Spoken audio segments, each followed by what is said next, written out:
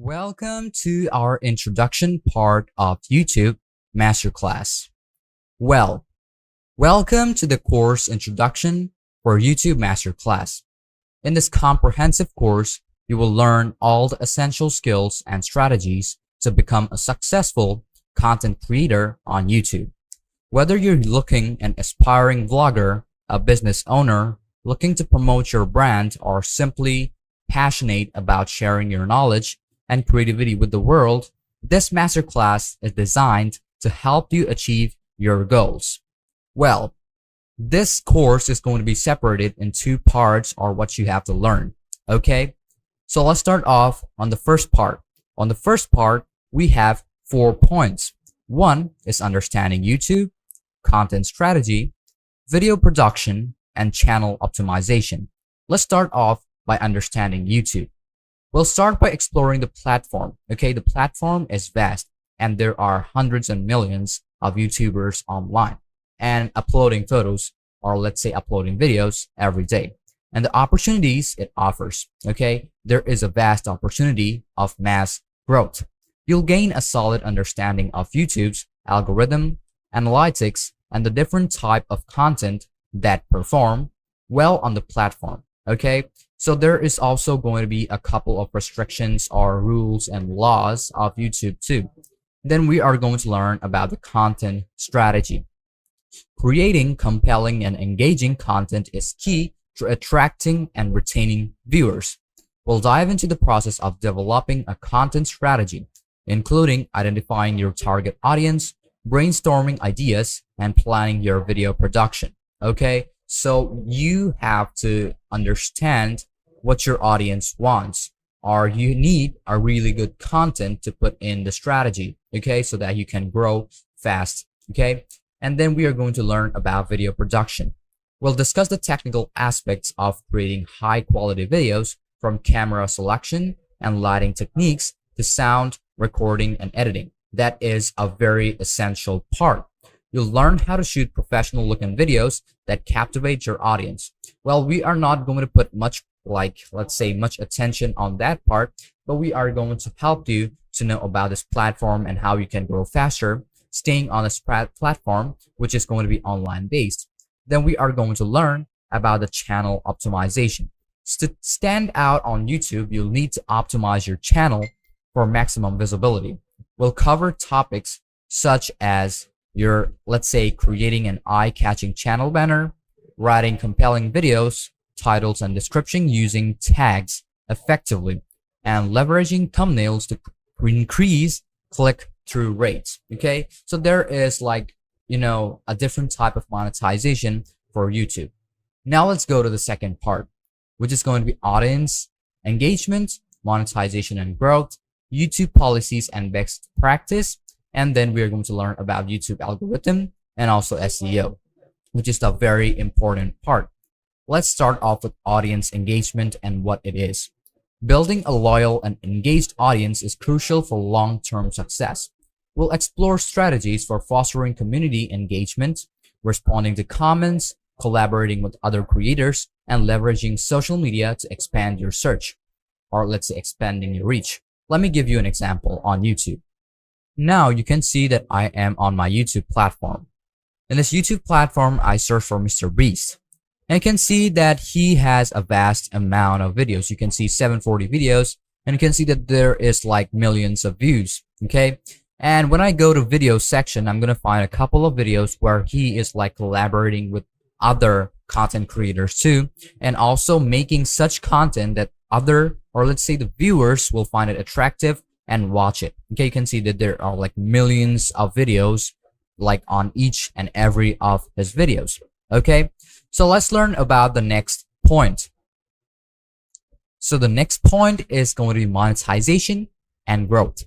We'll delve into different monetization methods available on YouTube, including advertising revenue, brand partnerships, merchandise sales, and crowdfunding. You'll also learn how to optimize your channel for growth, attract subscribers, and leverage analytics to track your progress. Okay, that is also an essential part for monetization and growth, because if you're not monetized, you're not going to gain anything. Then we're going to learn about the YouTube policies and best practice. YouTube has specific guidelines and policies that you must adhere to. We'll discuss these guidelines, copyright issues, fair use, and other best practices to ensure your channel remains compliant and your content is protected. YouTube is a very secure place, but obviously, you might think that there is a chance of your content being leaked or someone else using it. So you have that policy and that best practice given by YouTube, which is going to help you to keep your copyright claim and also that you are the owner.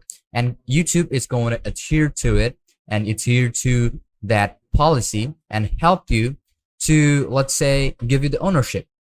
So that is quite an example. Then let's go to the last point, which is going to be YouTube algorithm and SEO. Understanding how YouTube's algorithm works is crucial for optimizing your content's discoverability. We'll cover search engine optimization, which is SEO techniques, keywords and strategies to increase your chances of higher, or let's say ranking higher in search results and recommended videos. When you are searching for something, you might see that one of the video will open up first. Let me just give you an example in YouTube. Now, as I'm back again on YouTube, let me just search for something. Let's say I'm going to type in best gaming mouse. I'm going to hit on enter and it's going to give me the result for, let's say, you can see that there are a couple of these results that I found on YouTube. Okay. But among them, I found this first one, and that is from Trend Max, and it is also from 2 months ago. So obviously in SEO, by using the SEO, this channel is now ranked first. Okay. So we are going to find such keywords and use SEO so that we can get up on the top ranking of, let's say, search results and also search, related videos and all of those. So that is the work of SEO and the algorithm of YouTube. Thus, now we have like individual ideas about these 8 points and 2 parts of YouTube growth. So by the end of this YouTube Masterclass, you will have a comprehensive understanding of the YouTube platform and the skill necessary to create, optimize, and grow a successful YouTube channel. Whether your goal is to entertain, educate, or inspire, this course will equip you with the knowledge and tools to make your mark on the YouTube community. So get ready to unlock your full potential as a YouTube content creator and embark on an exciting journey of creativity, engagement, and success. Let's dive into the worlds of YouTube together. So let's just move on to our first lesson, where we are going to learn about the YouTube Masterclass from scratch to advanced.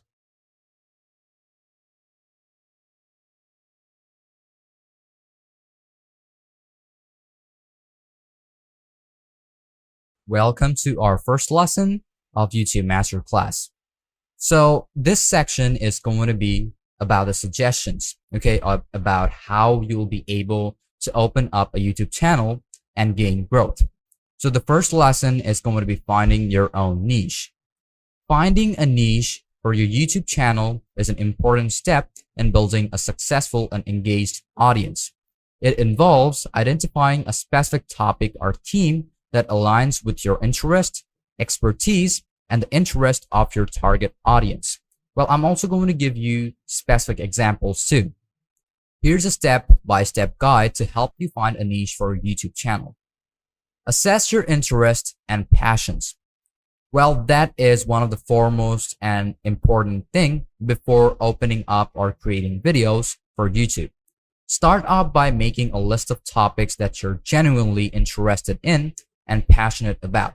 Because if you are not passionate about it or passionate about specific things, you will not be able to work your way throughout YouTube growth and also find enjoyment and also entertainment in it.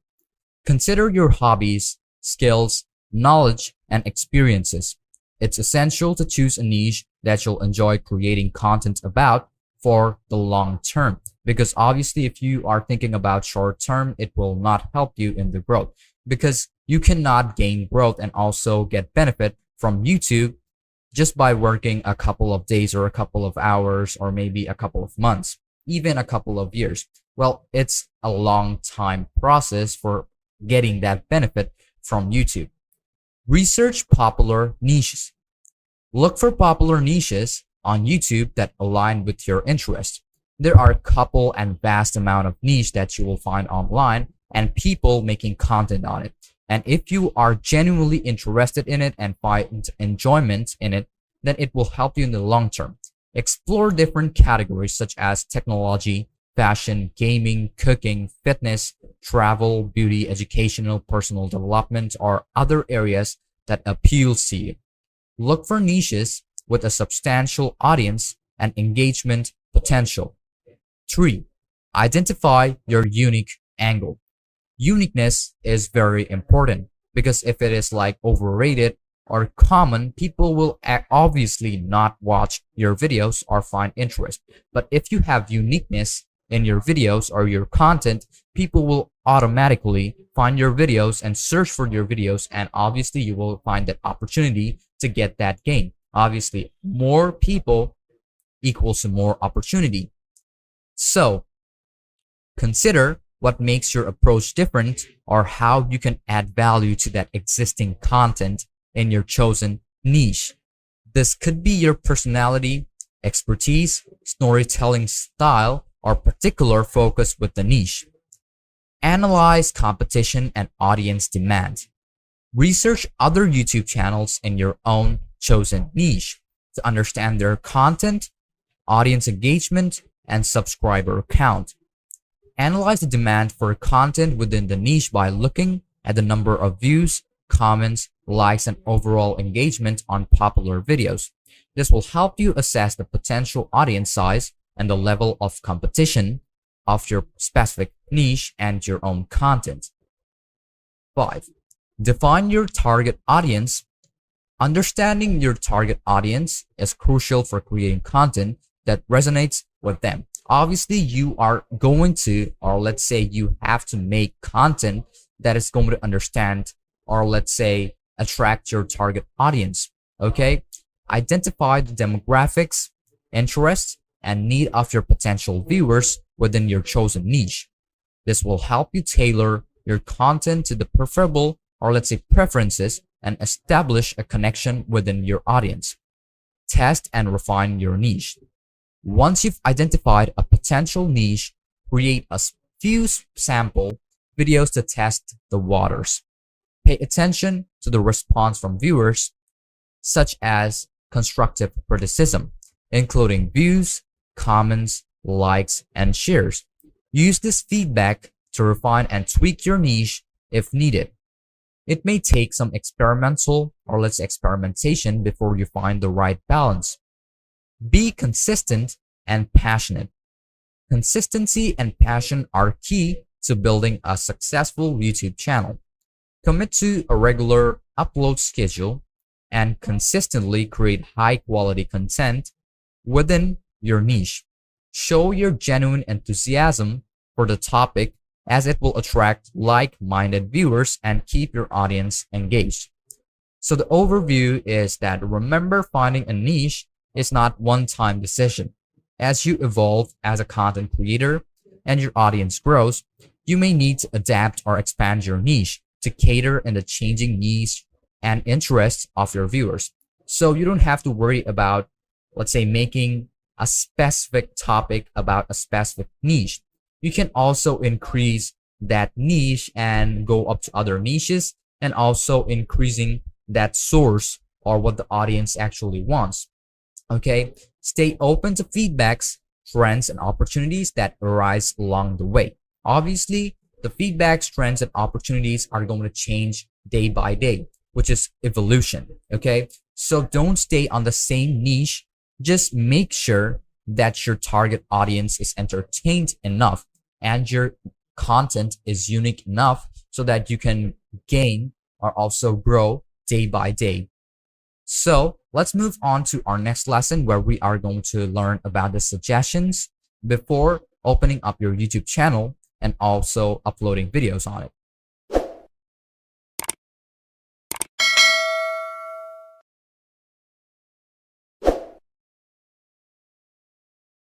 Welcome back to our course of YouTube Masterclass. So, starting a YouTube channel can be exciting endeavor, but it's essential to approach it with some careful planning and preparation.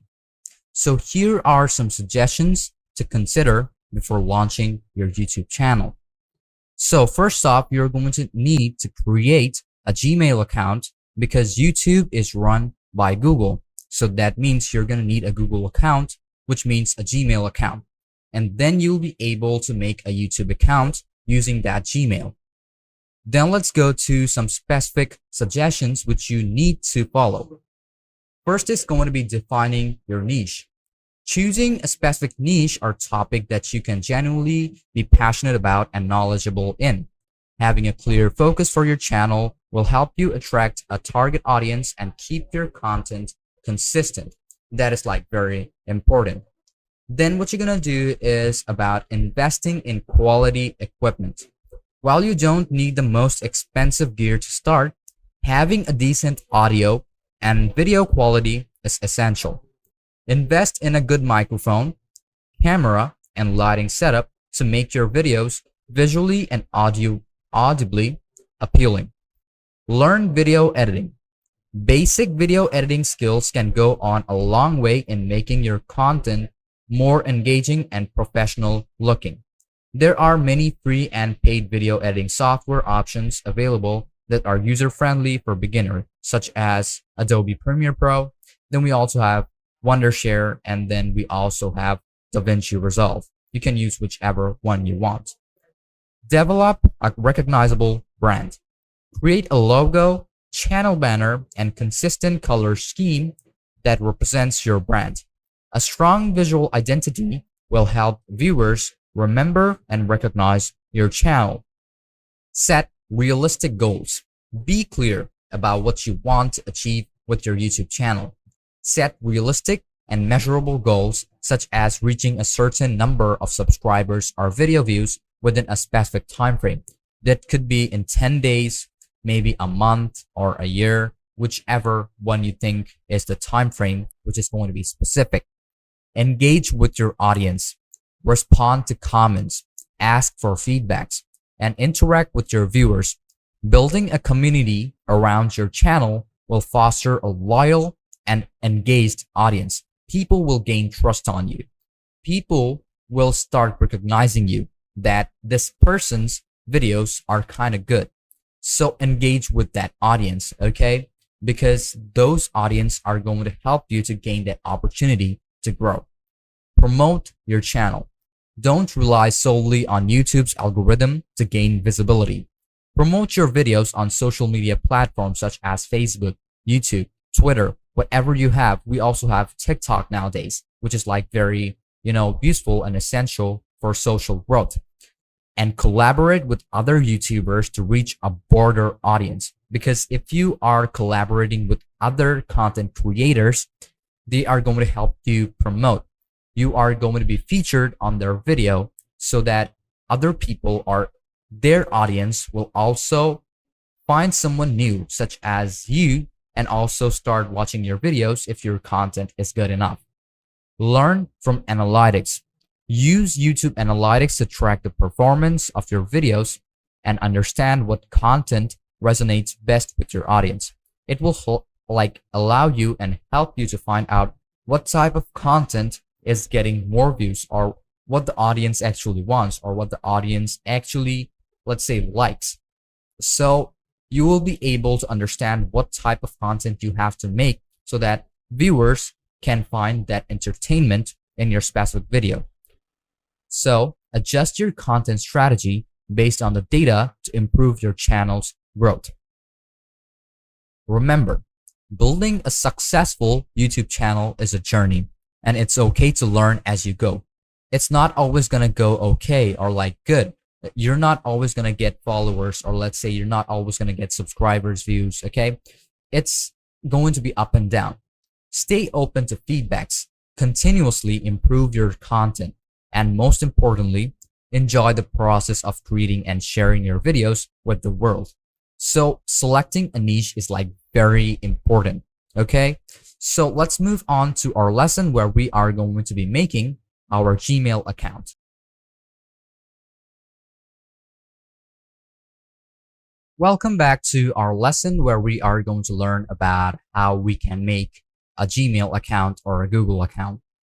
Now, when you go to any of these websites such as Google Drive, YouTube, or whichever one it is, I'm going to do is open up another tab. Let's just go to YouTube. I'm going to search for YouTube. Now I'm going to do is go off to YouTube and I will find out that this is the interface of YouTube. Now, first thing what we're going to do is going to be signing in. When you click on sign in, you will find an interface similar to this one, even though I opened it up from Gmail, okay, the mail service of Google. So you will find out the same thing on YouTube platform too. So let's just start in from over here. So first off, you're going to name your email or phone number. Let's say I'm going to do is type in, let's say, Smith2323@gmail.com. Okay. Now I'm going to do is press on next. And you will find out it's going to ask for my password. I'm going to do is type in 1, 2, 3, 4, 5, 6, 7, 8. And I'm going to press on next. And I'm going to do is enter my password again. From here, you're going to have to fix this CAPTCHA. So I'm going to type in MEDUGYTOL.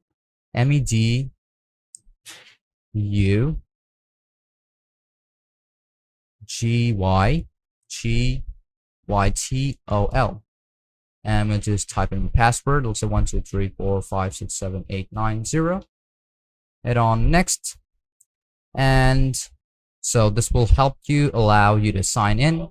But if you want to create your account, just click on create account. Select on whichever one you want. Let's say for my personal use or for your business. So from here, I'm going to do is click on for work or my business.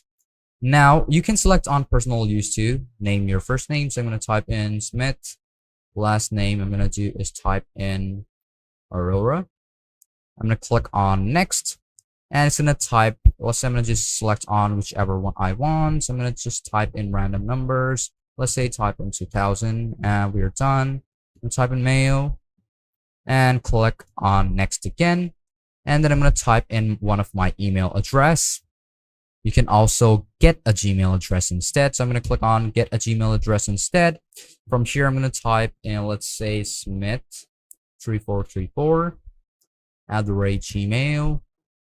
And we also have, okay, we already have our @gmail.com. I'm going to type in next. And if it is taken, I'm going to do is type in 1923. Hit on next. And I'm going to do is, let's say I'm going to find this to be available, which is 048. I'm going to click on next. And I'm going to create my password. Let's say I'm going to type in QWERTY1234. Confirm it again, QWERTY1234. And you can, show up your own password too if you want to see it. Just click on next. If it is like not valid, you have to select a stronger password for YouTube. So let's say I'm going to type in QWERTYUIOP and type in 987123. I'm going to do the same thing over here on confirm QWERTYUIOP. Then I'm going to do is type in, also I'm going to type on show password, which is going to be 987. Hit on over here, 987-123. Hit on next, and you're going to have your, let's say, your password done. Then select your phone number from whichever country you're from. Now I'm going to type in my phone number, which I'm going to keep it disclosed. Then after you click on next, you will find an interface like this will appear up. So the 6-digit verification code will be sent on that specific phone number, and you can also get a new code whenever you want. So I'm going to type in that code. So I'm going to type in my verification code 256059 and hit on next. Now I will find out that recovery email address which you can put to make up your Gmail. But as this is a new one, you can also skip it if you want to. Just click on, I'm going to click on skip and click on skip again. And I'm going to have my account. I'm going to press on next, which is going to be review your account. And after that, you're just going to agree to all of those. Press on agree. You can also select on more option and find out more information about your account. And after you're done, just click on continue. And you can set up your business card if you want to, but if you don't want it, just click on not now. And then you are good to go with your Gmail account, and next you can open up your YouTube account as you want. But one thing you have to keep in mind is that I'm going to suggest you to use individual account for YouTube so that you don't have to monetize your YouTube account with your personal account. Okay, so I'm going to suggest you to have an individual, let's say YouTube account. Let's say you're going to have personal account to be different, and for YouTube you're going to have a different account. Okay, so now let's move on to the lesson where we are going to learn about how you can make up your YouTube account.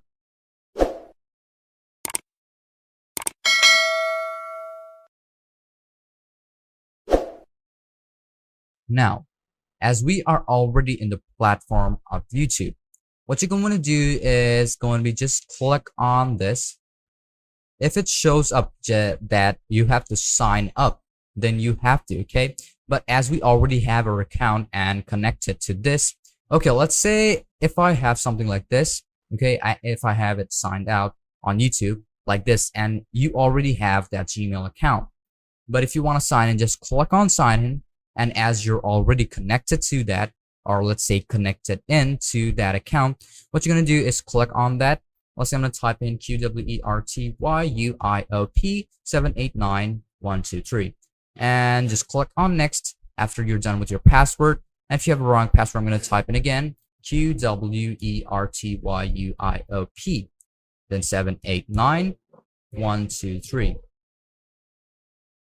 Now you can see that it has already connected me to YouTube. Now your channel, or let's say your account has been created, or YouTube account has been created, but not your channel. If you want to make up, or let's say open up your channel, click on this icon over here, click on this, and click on create a channel. Click on create a channel, and you will find an interface like this. Let's say this is going to be your handle. If you want to, you can upload your picture too. And after that, I'm gonna just skip this, click on create channel, and then you're good to go, and you already have your account or your channel in YouTube. Then you can upload your videos or content however you want. Now you can see your channel is being created. Check back in a few moments. It takes a bit of a time to make up your channel in YouTube because YouTube is actually verifying that account and also like seeing if you're not a robot. Okay, so it's gonna take a bit of a time, and then you'll find out that your channel has been made in YouTube. Now you can see after a couple of minutes, your channel will be created on YouTube. Now you can see Smith Aurora. What I'm going to do is type in Smith Aurora. I'm going to type in SMITHAURORA. Hit on enter, and somehow you'll be able to find it. Obviously, it's not going to end up on the top because there are a couple of users named to be the same, Aurora Smith, Smith Aurora, and all of those. But if you want to find out your one, what you're going to do is click on this, and you're going to find this afterward. I'm going to do is type in that, or copy that, Control C, and paste it right over here. Hit on enter, and you will find it out at the top. You can see now your channel has been created in your name, and then you will be able to upload your videos on your YouTube channel. But obviously we have a lot of things to do in your specific channel so that it looks a lot more better and people will be able to find it easier. So let's move on to our next lesson where we are going to learn about that.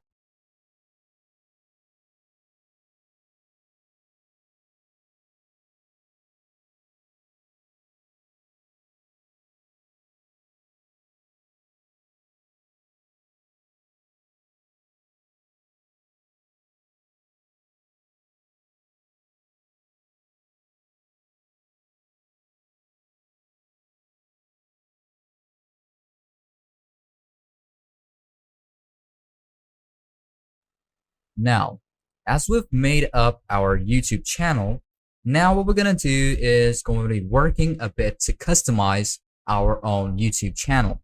So there are going to be 5 to 4 parts of this.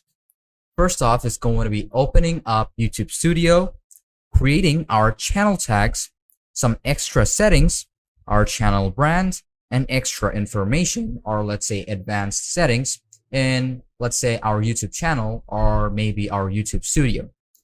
First off, when you open up YouTube, On the left side, you will find out YouTube Studio. But what we're gonna do is also open up from over here. Click on this icon and you will find out YouTube Studio right over here. Just click on YouTube Studio, but it will only open after you have your own account, or let's say your own YouTube channel. Okay, and then you'll be able to continue to YouTube Studio. After that, what we're gonna do is click on continue, and you will find out all of these options. You can see that there are dashboard, content, analytics, comments, subtitles, copyright, earned, customization, audio library, and also settings. So there are a couple of these options to, let's say, go through. But what we're gonna do is learn about our channel and also channel tags, extra settings, channel brand, and also extra information. To go through that settings, what I'm gonna do is click on settings. When I click on that settings, you will find these options. And first off, what you're gonna do is see this option of default units. So when you earn any money from YouTube, which currency do you want to get it as? So you can select whichever currency you want to use. You have all of these options, but USD or US dollars are on default, and I would suggest you to use US dollars. Then we have is this channel option, and here is where you are going to start typing in your channel tags. Now there is a bit of, let's say, complications to this adding keywords, because first off, it's going to be country of residence, and then it's going to be the keywords. And in different countries, the keywords varies from time to time, because let's say you live in the US, and in the US, the keyword search, or let's say the people searching for something like gaming, is a lot, because that in that country or in that state, or let's say in that continent, a vast number of people is there, and millions and millions of, let's say, a specific keyword is being searched. But in a different country or in a different server, the same kind of keyword is not searched. So first off, select the country of residence. After you select the country of residence, make sure to add the keywords according, or let's say, related to your niche.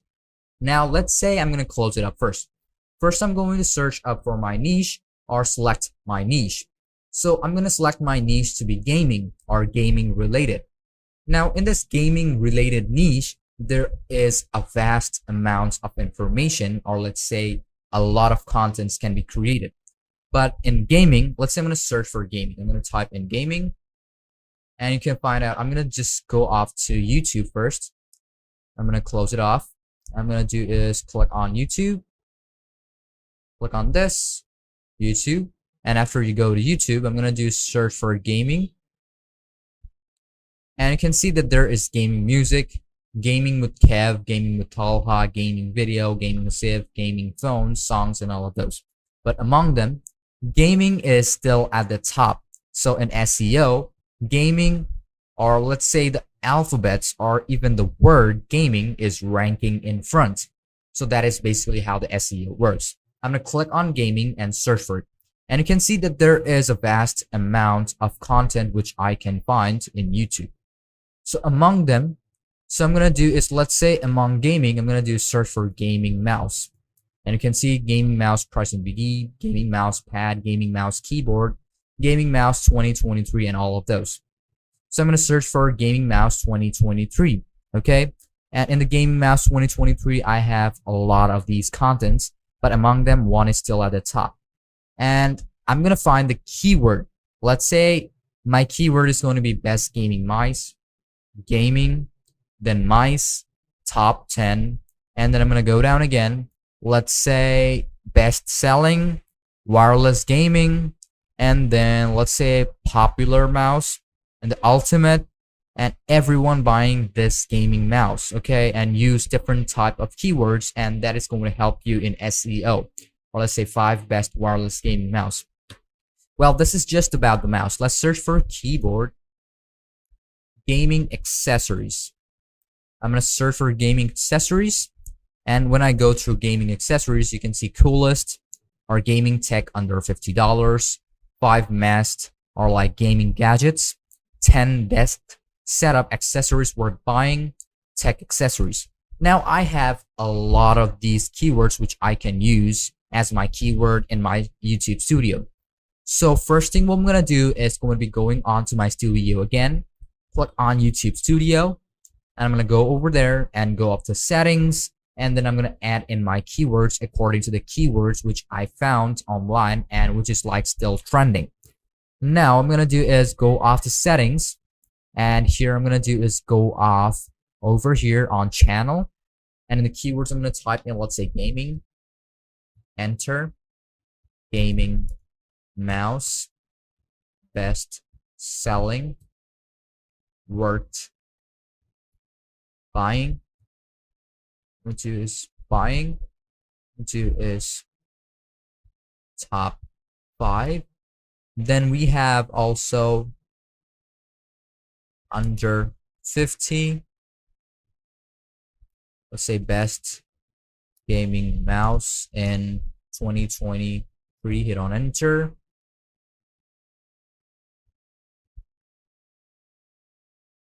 Best gaming accessories, budget friendly.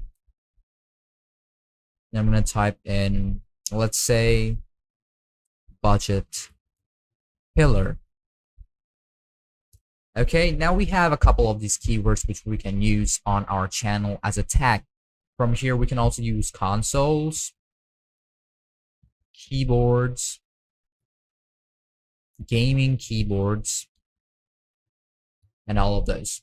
Now I have a couple of these keywords which I will be able to use as a tag for my channel, but I'm going to suggest you to like select the residence and then search more and find the one. Let's say I'm going to do is hit off on YouTube again, youtube.com, and make sure to see in your, let's say, the residence of the country, when I type in gaming, what kind of videos pop up first. You can see Power of Gaming Watch, you can see Finally Full, and then Grandmaster Pushing, and all of these secret gaming bases, and the things which pop up at the first in your, let's say, your residence or your country are going to be in the top list. So we are, let's say we now have basic understanding about what keywords are or what you should put in the keywords of your own channel. Now let's learn about some extra settings, which is going to be advanced settings in YouTube. So I'm going to click on this advanced settings. Then on the first thing you will see, do you want to set your channel as made for kids? Then you can select whichever one you want. If you set as yes, then it's only going to be for kids.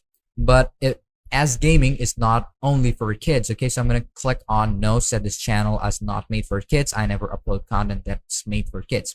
That's going to mean that it is not, let's say, suitable for kids. But I'm going to do is click on I want to review the settings for every video, which you can also do. But if you want it to be kid friendly, just click on yes, and it will be only made for kids.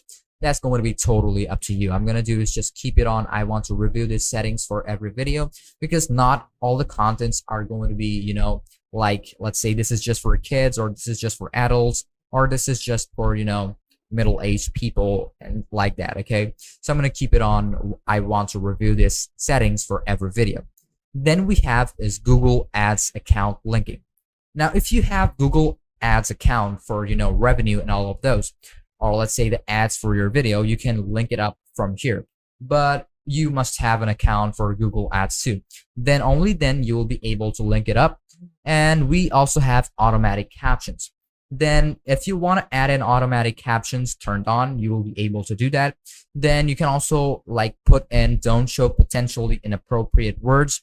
Let's say some inappropriate words are, you know, let's say censored and all of those. If you don't want to censor it, then you're just going to click it unchecked. And if you want it to be, you know, visible and keep it to be adult content, then you can just click on it, or like don't click on it. Okay, if kids are watching it, just click on this, don't show potentially inappropriate words. Then we have is advertisement, which is going to be disable internet-based ads. So in this era, a lot of ads are going to pop up in your video, and most of them are going to be internet-based ads.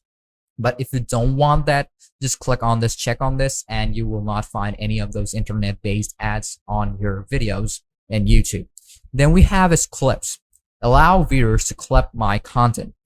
So now there is this, let's say, functionality given by YouTube. I'm going to open up a video. Let's say I'm going to do is turn this on, or maybe turn any of these videos on.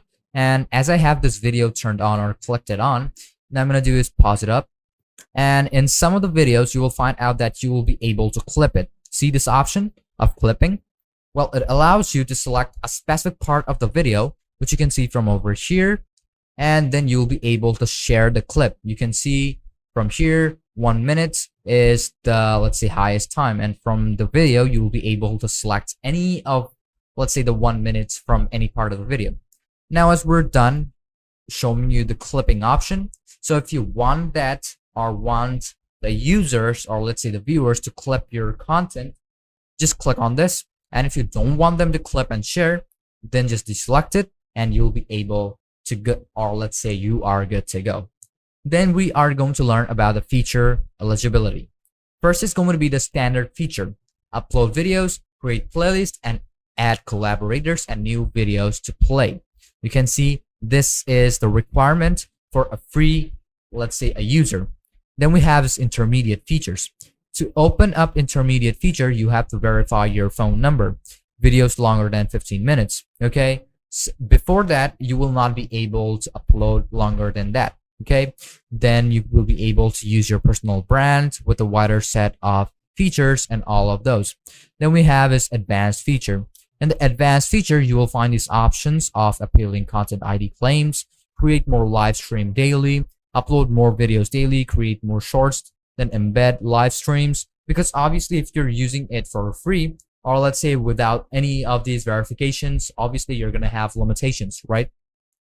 And if you have limitations, then you have to, like, stay in this limit and then upload your photos. Obviously, you don't want that. So I'm going to suggest you to do all of this, and then you are good to go. Then we have is upload defaults, which is basic info and then advanced setting. In this basic info too, you will be able to add in your title, your description, and the visibility of your videos. If you want to keep it to be, let's say, public, you will keep it public. You can keep it private or unlisted, whichever one you want. Then you can add in your tags again.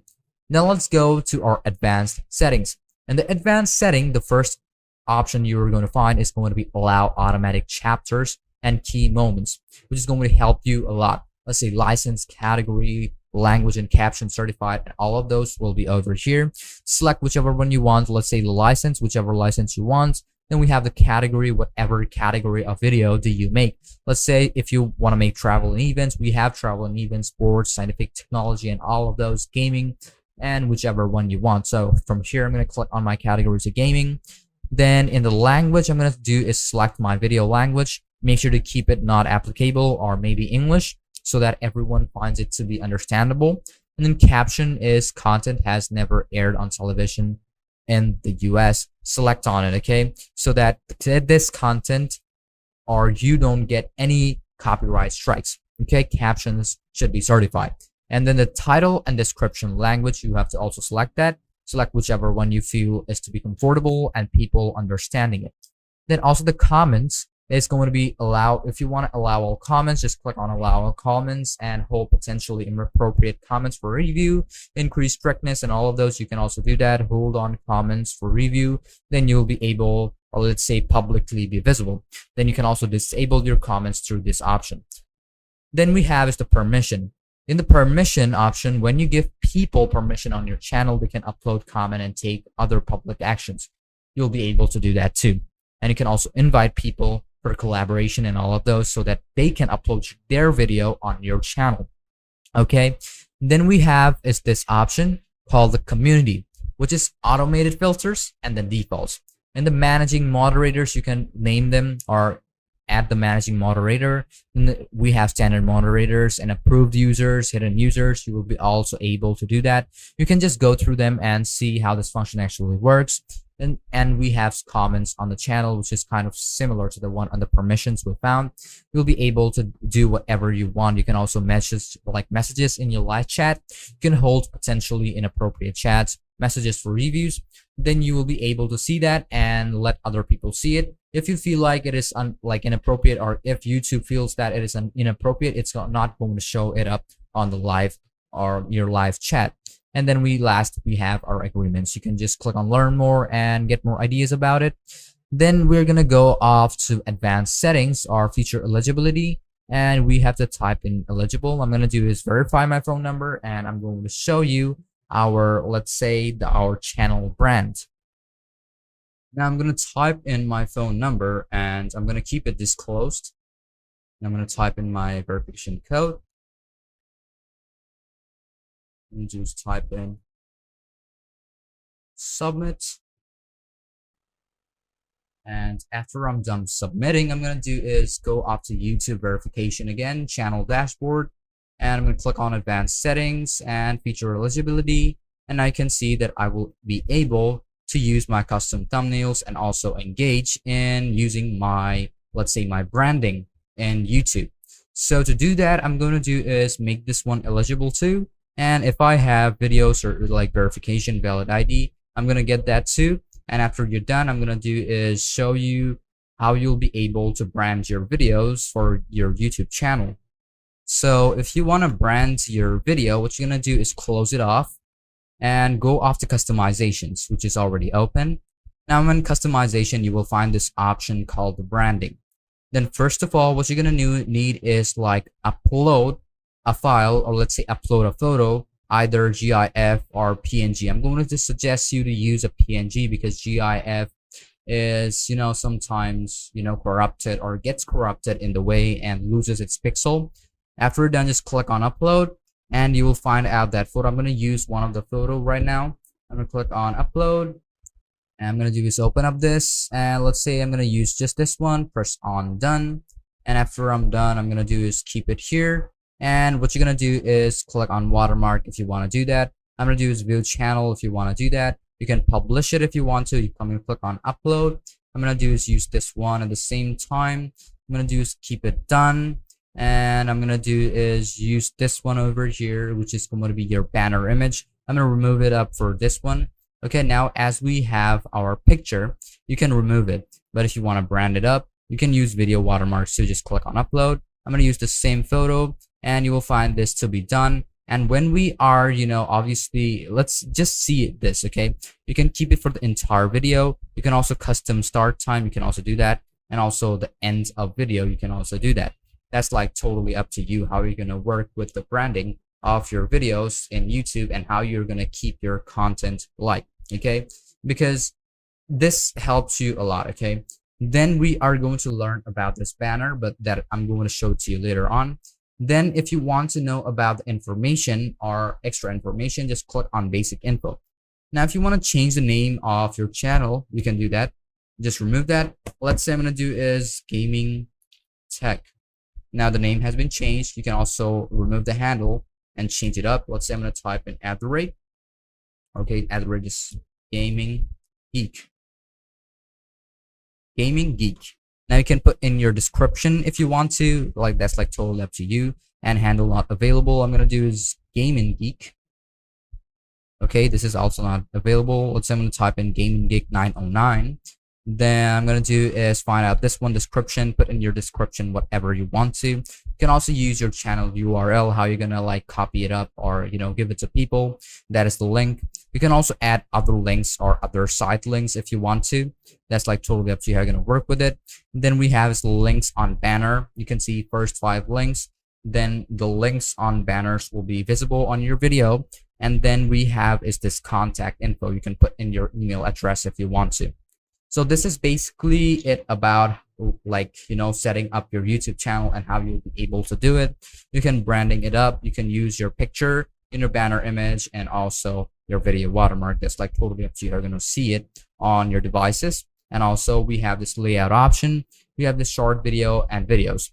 Now, as we are done with setting up our YouTube channel, then in the next lesson, we are going to make our channel and, add in a lot of contents and how we will be able to do that, like adding in our logo, the banner, and about the section. Okay, so hope you understood everything about this lesson, and let's move on to our next lesson.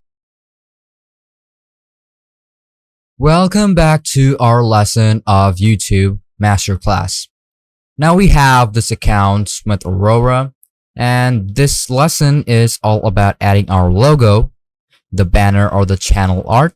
And then we are going to learn about the about section. Okay, the about section and what is it used for, or why is it used, and what type of content do we find in our about section in YouTube. So without any further ado, let's just jump into the lesson where we are going to start adding or putting in our logo. First off, I'm going to do is go off the studio, YouTube Studio. And then from there, I'm going to do is add up our logo. And make sure to use your logo, or let's say have your logo beforehand, as I already have mine downloaded. So I'm going to do is go off the settings. From settings, I'm going to do is go off the channel. And in advanced settings, I'm going to do is keep it all just like the way it is. And I will find the community agreement and keep it all the same. Now I'm going to do is going to be customization. And our customization in branding, you will find these options. Now, the first thing I'm going to do is add in my logo. If you want to add in your logo, just click on this upload option, which is going to be your logo. Or you can also go off to YouTube. I'm going to do is open up YouTube in a different tab, youtube.com. What I'm going to do is just go off to YouTube. What I'm going to do is select on this account, your channel, and then you'll find this option of add profile picture. And that is also the same as the one we see on our YouTube, let's say studio. So I'm going to do is YouTube Studio. I'm going to do is open up YouTube Studio right off over here. Okay, I'm going to press on OK. You can do it from wherever you want. Okay, I'm going to do is you can click it from over here, and then you will find this interface similar to the one on YouTube. Let's say Studio will open up. So I'm going to suggest you to use that one on YouTube Studio, which will open up the same way. I'm going to go down and go off the customization, go off the branding, click on upload. I'm going to do is find out, let's say desktop. I'm going to do is open up this one, and let's say I'm going to use this one as my logo. I'm going to do is press on, let's say I'm going to do is keep it somewhere around over here. Okay, this looks good. I'm going to press on done, and this is going to be my logo for my channel. And you can see that I'm going to do is, if you want to publish it, just click on publish, and the same photo or this photo will be published on your channel. I'm going to do is view channel on YouTube and refresh it for a while. I'm going to do is refresh it, reload, and you will see that the S, which I already had, will now change into something like this. I'm going to go off to my YouTube channel, view channel on YouTube, do is refresh it back again, and refresh it a bit more. I'm going to select on edit photo, and I will find out that it is now changed. Okay, now you can see it is also changed from over here. Do is view channel, and you can see that it will change in a couple of seconds when you refresh it a couple of times. But from here, you can see the account has been changed, or the account, the logo has been changed.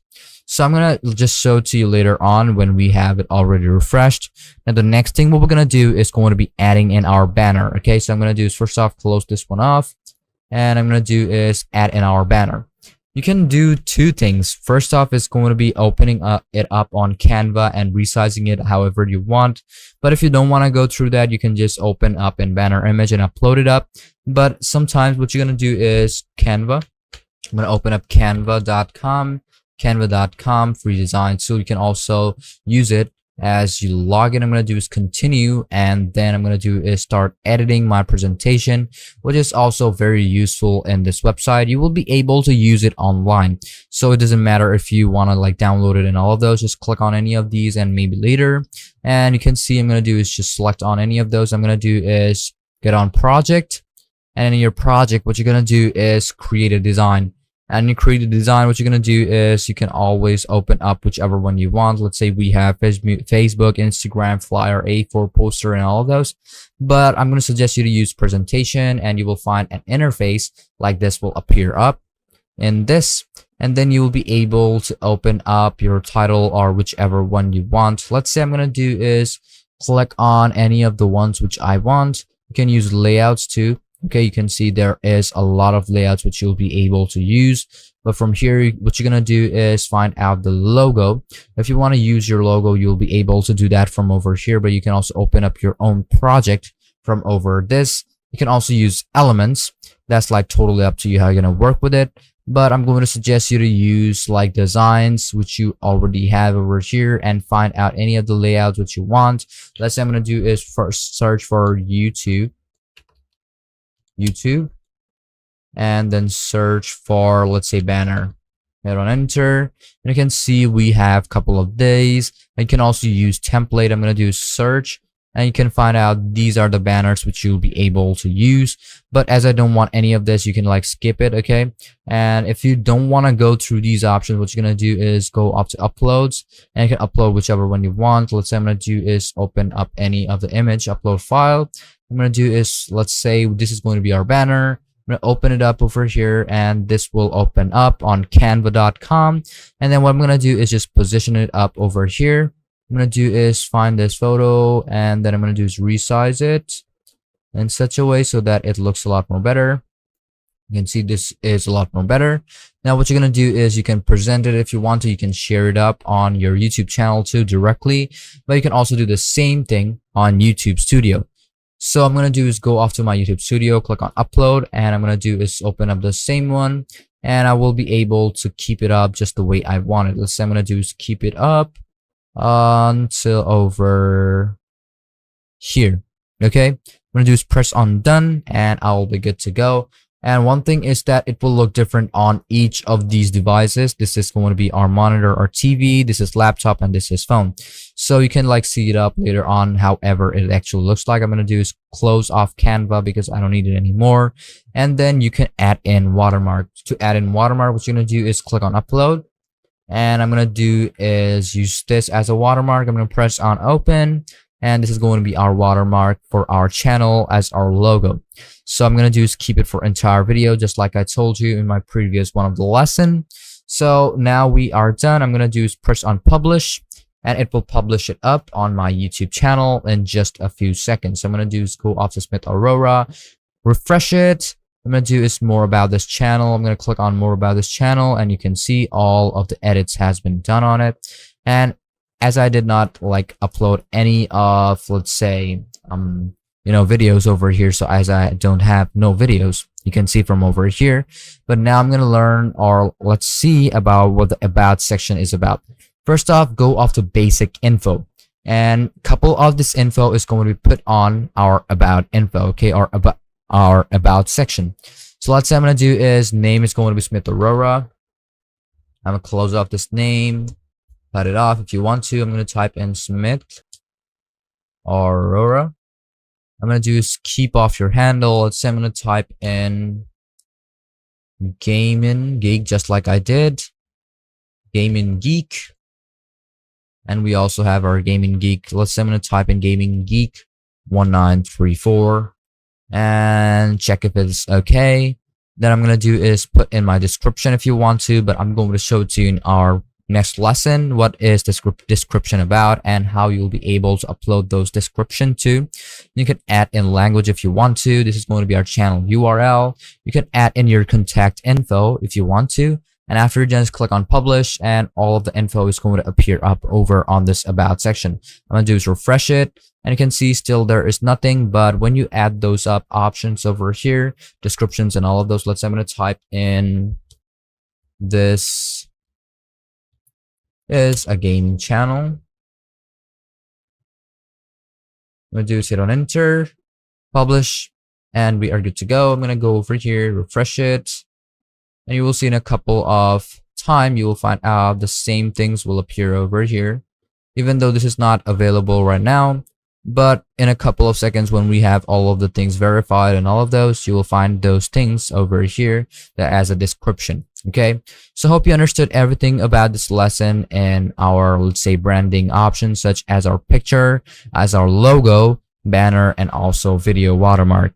So let's move on to our next lesson or our next session, where we are going to learn about uploading our first videos and how we are going to, let's say, take steps. So let's move on to that lesson. Welcome back to our lesson of uploading our first video. Well, before uploading our first video, we have to follow a couple of steps. First is going to be uploading the first video, just, uploading it. Then there's going to be about the part about description and tags. Then it's about end screen and cards, thumbnails, and upload defaults. Well, this lesson is going to be divided into two parts. So in the first part, I'm going to show you how you'll be able to upload your first video, add in description and tags, and then add screens and cards. And in the next part, I'm going to show you about the thumbnail and about the upload defaults. So as this is going to be quite a long video, so without any further ado, let's just jump into the lesson. First, what you're going to do is open up the YouTube channel which you have, as I have my Smith Aurora, which is Gaming Geek 1934, and you can see about this info. This is a gaming channel. You can see in our description, just like we added in our previous lesson, we have our description in our about section. Okay, now if we want to upload our first video, what we need to do is go off to YouTube, not YouTube Studios. You can also do it from over here, upload videos, but I'm going to suggest you to go to YouTube and you will find an icon over here called create. Okay, from here what you're going to do is click on create and you will find this option of upload the video. Click on upload video and you will find an interface like this will appear up, which will take you directly on YouTube Studio and in the content section. You can open it up from over here too. Select on content, click on upload videos, and you will find the same interface which will appear up. From here, what you're going to do is click on selected files or select files, and I'm going to click on this one, and you will find that the video is being uploaded over here. You can see uploading video. You can name it up from over here. You can cut it off if you want to. Now you are going to add in the title. Well, let's say this is going to be cinematic. I'm going to type in, I'm going to just click on over here, cinematic 101. So I'm going to keep it like this. And now as we have our video uploaded, now the first thing we are going to learn about is going to be our description. Well, this is going to be a different, or let's say a longer part of the video, because in our description there's going to be quite a lot of things. First off, what I'm going to do is open up another, let's say tab over here. And from here, I'm going to go off to home. Now, let's say this is a gaming channel. And what is this video about? You can see it's all about greens and all of those. But I can also upload any other different type of videos according to our channel. But as this is about greens and the cinematic, I'm going to do is type in different thing. Let's say here, I'm going to type in cinematic environment. Okay, let me just keep it like this, and here I'm gonna do is environment cinematics, and you'll find a lot of these things which will appear up. You can see 2 minutes, you can see this is the one, and you can see environmental short films. We have Save Planet, climate change, turning points, and all of those. That's totally up to you how you're gonna work with it. You can turning points, awareness. You can use whichever keyword you want to use. Let's say over here I'm gonna keep it to be cinematic environment. Let's say I'm gonna type in short cinematic environment. Short cinematic environment. Let's say short green cinematics. You can also use that.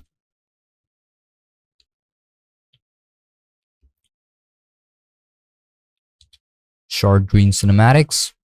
Now I'm going to do is type in the description. And now I'm going to open up this video. I'm going to do is mute it up.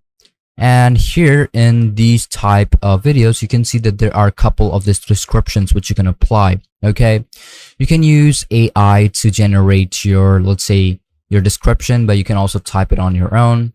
Well, there are a couple of, let's say, websites or a couple of software which is going to help you write your description, but you can write it on your own too. That's totally up to you.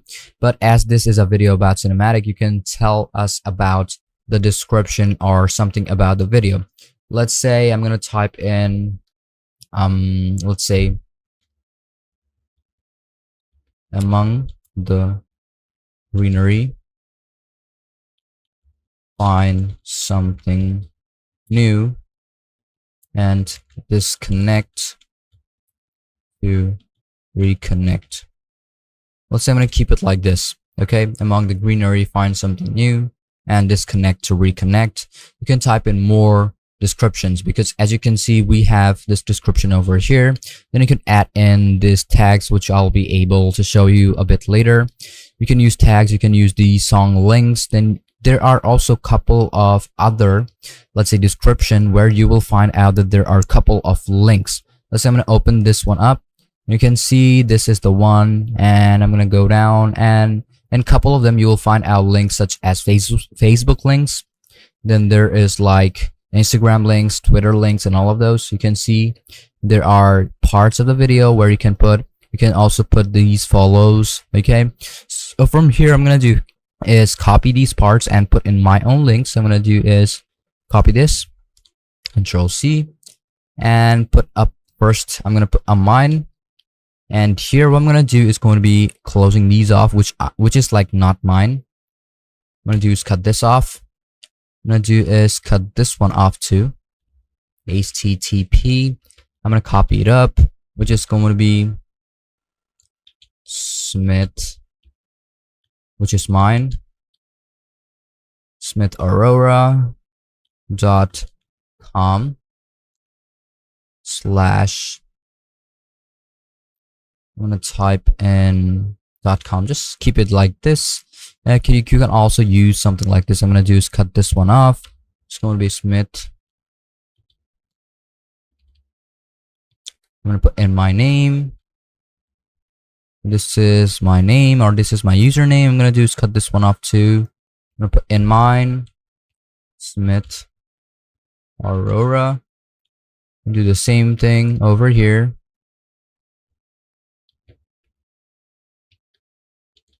Make sure that is like, the same one on your website, or let's say the same one on your social media. What I'm gonna do is cut this one off too. Smith Aurora. If you don't know what your link is, you can go off to websites such as Instagram, Bandcamp, or like whichever, and then just copy the link from over here or on your search bar, and then copy it and paste it right over here. Now, as I'm done on this part, I'm gonna do is make some spaces. Now let's say here I'm gonna do is put a couple more of, let's say, description. I'm gonna go over here, and you can see that there is short documentary and all of these. Let's go over here, and I'm gonna do is go off and open up another generator. Here I'm gonna do is type in ChatGPT. And when I open up ChatGPT, now in this modern era, all people use ChatGPT. So from here, I'm going to do is just log in and then, show you a couple of description which you can use on your YouTube channel.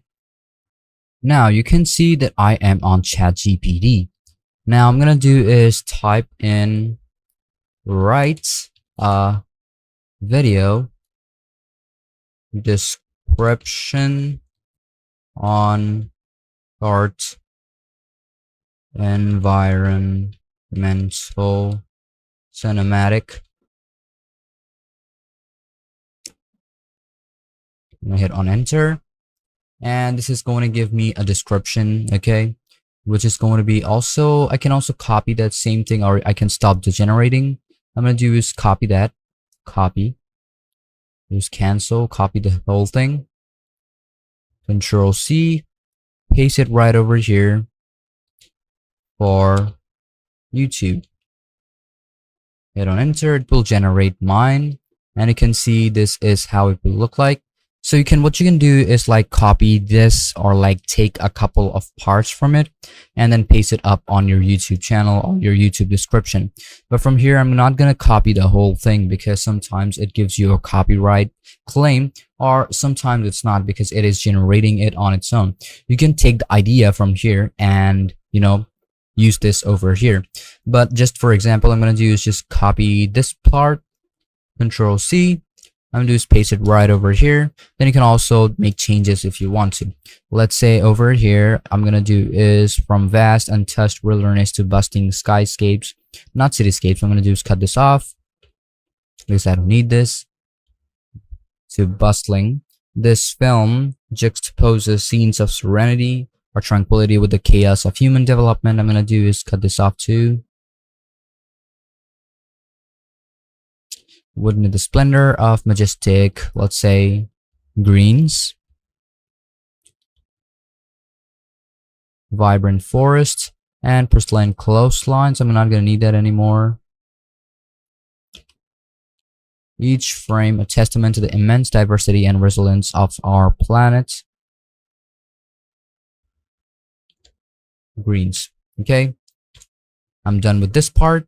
And then you will find out a couple of these options too, but as I don't have any of these, I'm going to do is just put in something like enjoy the video.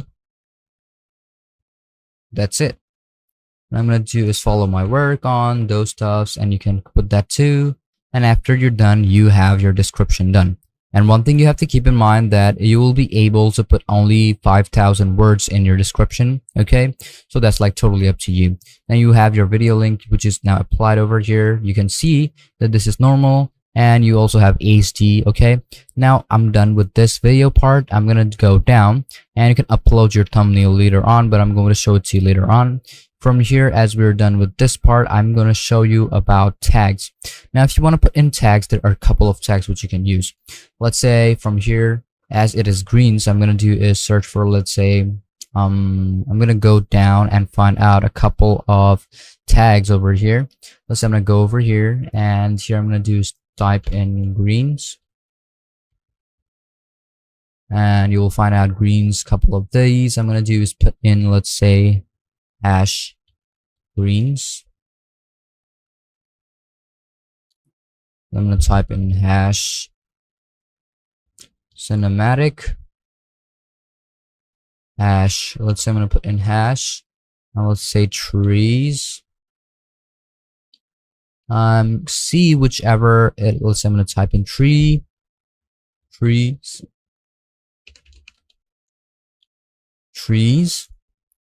Then put in whichever tags you want to use. Let's say I'm going to type in slow-mo. I'll type in slow-mo. I'm going to type in, let's say, hash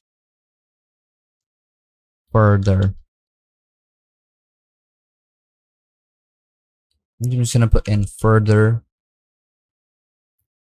hash. Let's say I'm going to put in, let's say, whichever camera you're using. You can also do that. You can put in whichever camera or whichever tools or instruments you're using.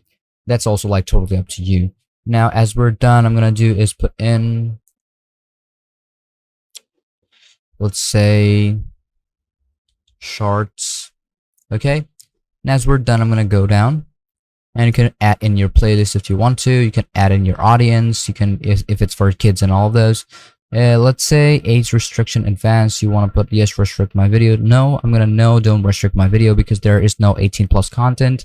I'm gonna do show more, and you can see paid promotion. My video contains paid promotion if you have it. So I'm gonna do is make sure to use that if you do have it. But if you don't, then I'm gonna do is just keep it unselected or do not go through these advanced settings. Then you will find out these options of video. I'm gonna do is obviously find out, let's say, English. And then caption should be also English. Make sure to keep it none first, and then you will find out the recording date. You can also do that. You can also find out the video location if you want to. Then you can find out these options of license, and after you're done all of these, what you're gonna do is hold or like press on next. But in the next lesson, I'm going to show you about how you'll be able to upload that thumbnail, which is also very important. So let's move on to the lesson where I'm going to be showing you how you will make your thumbnail for your specific video. And hope you understood everything about this part. Welcome back to the second part of uploading your first video. Now in this lesson, we are going to learn about our end screens, the thumbnail, and also uploading defaults. So without any further ado, let's just jump into the lesson where we are going to learn about that. So when you open up YouTube Studio, even if you don't save it, you don't have to worry, because YouTube Studio has that facility or functionality which is going to help you to save your discarded, your video or your edits to be saved as draft. But you can also save it as private. That's like totally up to you. Now, if you want to like start editing back again on the same one, which is saved as draft, you'll find this option of edit draft. Click on this edit draft and you will find the same kind of things or whatever you edited over here. You can see that all of the edits which I added in my previous lesson has been added over here or has been saved over here. Now, just like I told you, we are going to learn about end screen and cards, and then we are going to learn about the thumbnail and the uploading defaults. So first off, we are still on details. Well, this is still about the description and tags and all of those. And now we have this option of thumbnail. You can see that there are a couple of these suggestions which I can use as a thumbnail over here as my video thumbnail. But if I don't want any of these, you might see that I'm going to go off to YouTube again. I'm going to search for YouTube, and you will find out that for greenery cinematics, I'm going to do is greenery cinematics. Hit on enter, and you can see that there are a couple of these options, or let's say a couple of these thumbnails that look very attractive, right? Now I'm going to make something like this, and to make something like this, we are going to use Canva. Okay, I'm going to do is type in Canva. I'm going to log in on Canva and start editing my thumbnail on Canva. The first thing I'm going to do is going to be go off the presentation or project, whichever one you want. This is totally free, so you don't have to worry about anything. Let's say I'm going to do is create a design. When you click on create a design, what we're going to do is for video or whatever. Let's say I'm going to go off for video. Now you'll find out this interface like this will appear up, and this is going to be our short video. But if you don't want any of those, what you're going to do is go back, and from there you are going to select on create a design. Now let's say this is going to be for whiteboard, and you can select whichever one you want. From here I'm going to do is click on presentation, so I will make a presentation for my thumbnail. So I'm going to do is type in thumbnail. If you want to, you can type in thumbnail. That's like totally up to you. You will find a couple of these options, but what we're going to search here is going to be greenery. Now you'll find out greenery. You can see a couple of these options will appear up. Let's say green leaves or plants, aesthetics. That's like totally up to you how you're going to work with it. Let's say I'm going to do select on whichever one I want. Let's say I'm going to do is type in scenery. Hit on enter, and you will find out a couple of these options will appear up. You can also, take on, let's say, photos or upload photos from like whatever one you want. So I'm going to use one of my photo, which I already have in my PC. So to do that, what I'm going to do is going to be clicking on this uploads. Click on upload files, and now I've selected the file which I want, and you can see this is being uploaded, which is right over here. And you will find out that this is right on this left side of your media section. What I'm going to do is going to be drag this up to this whiteboard, and then I'm going to do is extend the size. Let's say this is going to be my thumbnail on my video. You can see this looks a lot more better, and position it the way you want. Let's say I like it like this. Then you can also add in text if you want. So let's say I'm going to type in text. You can use whichever text you want to put. Let's say from here, I'm going to put in, let's say this one. Say now I have my text. I'm going to do is cut this off. I'm going to do is click on this. You can put that too. You can use whichever text you want.